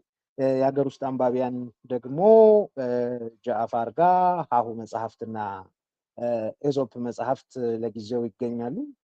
ከዚያ በተጨማሪ ወደ ክፍላት ሀገራት እየተበተነ ነው። ሁለተኛዎችም በቅርቡ ይወጣል። ስለዚህ እንደ ልብ ይገኛል ሀገር ውስጥ ብለን እናስባለን። ከሀገር ውጭ ያላችሁ አንባቢያን ግን ብታነቡን እንዲነሱ የፈለግናቸው ውይይቶች ላይ ብትካተቱ ውይይቱን ብናሰፋው ደስ ይለናል። ያ ውይይት መጽሐፉ ሳይሆን መጽሐፉን ተከትለው የሚመጡ ውይይቶች ኢምፓክት ይኖራቸዋል ብለን ስለምናምን ስለዚህ አማዞን ላይ ታገኙታላችሁ። ርዕዮትዋ ሊንኮቹን ሼር አደርግሽና ምናልባት እዚህ ውይይት ዲስክሪፕሽንም ላይ ልታያይላችሁ ትችላለች። እሺ በጣም ደስ ይለኛል። የዩቲዩብ ይህንን የምታዩበት ላይ የሀሳብ መስጫ ሳጥኑ ላይ ከፍታችሁ ማግኘት ትችላላችሁ። አያይዝላችኋለሁኝ። በጣም በጣም ነው የማመሰግነው ማክ። እኛም ልብ ይመርቅ ጊዜ ወስደሽ መጽሐፉን ስላነበብሽው በጣም እናመሰግንሻለን። ምን አይነት ጊዜ እንደሆነ ሁላችንም እናውቀዋለን። በዚህ ጥልቀት ውይይት ለማድረግ እነዚህን ሁሉ ገጾች በዚህ ጊዜ ውስጥ አንብበሽ ስለመጣሽ የምር እናመሰግንሻለን። ልብ ይመርቅ እህትዋ። እንግዲህ ረጅሙ መንገድ ተጋግዘን ማዝገብ ነው፣ ምርጫም የለም። እውነት ነው። በጣም እኔም በጣም አድርጌ ነው የማመሰግነው። እንግዲህ አድማጭ ተመልካቾቻችን እንዶድ ነጭ ጥላሸት የተሰኘው በመኮንን ሞገሴና በረከት ተስፋዬ ከበደ የተሰናኘው መጽሐፍ ላይ ከአሰናኙ መኮንን ሞገሴ ጋር ያደረግኩት ውይይት ይህንን ይመስል ነበር። አንድ ጥያቄ ራሳችንን እንድንጠይቅ ከመጽሐፉ በመጋበዝ ነው የምሰናበታችሁ። የሀሳብ ባርነትና የንቃተ ህሊና መሸርሸር ለፖለቲካና ማህበራዊ ቀውሶቻችን ቀዳሚዎቹ መንስኤዎች ናቸው ይላል እንዶድ እና መውጫውን በዝርዝር ተቀምጧል። ከዛ ውስጥ ግን የተወሰነውን ልጥቀስላችሁ። አዲስ ማህበራዊ ውል እንደሚያስፈልግ፣ የንጽህና ውል፣ በምክንያታዊነት መታጠብ፣ ማንኛውንም መረጃ መመርመር እንደሚኖርብን፣ ከግብስብስ ግብዓቶች ራሳችንን ማጽዳት እንደሚኖርብን፣ ሰውነትን ማስቀደም፣ ትውልድን ከጥላቻ ትርክት የመጠበቅ ውል በተግባር ዛሬ እኔ ለአሰባሳቢ ማንነቶች ምን አደረግኩ ብሎ ራስን መጠየቅ። ቅድም ሀገርን በተመለከተ ያነበብኩላችሁ ክፍል ነበርና እሱ ደግሞ ዝም ብሎ አይመጣም። የሀገር ላይ በተመለከተ ተመሳሳይ ግንዛቤ መያዝ እና ዛሬ እኔ ምን እያደረግኩኝ ነው፣ ከዚህም ከሌሎችም በርካታ ጉዳዮች ከተወያየንባቸው በመጽሐፉም ከሚነሱትም አንጻር ራሳችንን እንመርምር እላለሁኝ። አብራችሁን ስለነበራችሁ በጣም አድርጌ አመሰግናለሁ። ላይክ፣ ሼር እያደረጋችሁ ለሌሎችም እንዲደርስ አድርጉ። በሚቀጥለው ሳምንት ደግሞ ሌላ መጽሐፍና ጸሐፊ ይዤላችሁ እመጣለሁ። ሪዮት አለሙ ነበርኩ። ሰላም ሁኑ። ምንጊዜም ሚዲያ የዕለቱ ጉዳይ ከመጽሐፍት ገበታ ከአድማጮች መድረክ መስታወት የቅዳሜ ወጎችና የተወልደ እንግዳ መደበኛ ዝግጅቶቻችን ናቸው። 703 475 6309 ስልካችን፣ ምንጊዜም ሚዲያ @gmail.com የኢሜል አድራሻችን ነው። ሰብስክራይብ በማድረግ ቤተሰብ ይሁኑ። ምንጊዜም ኢትዮጵያ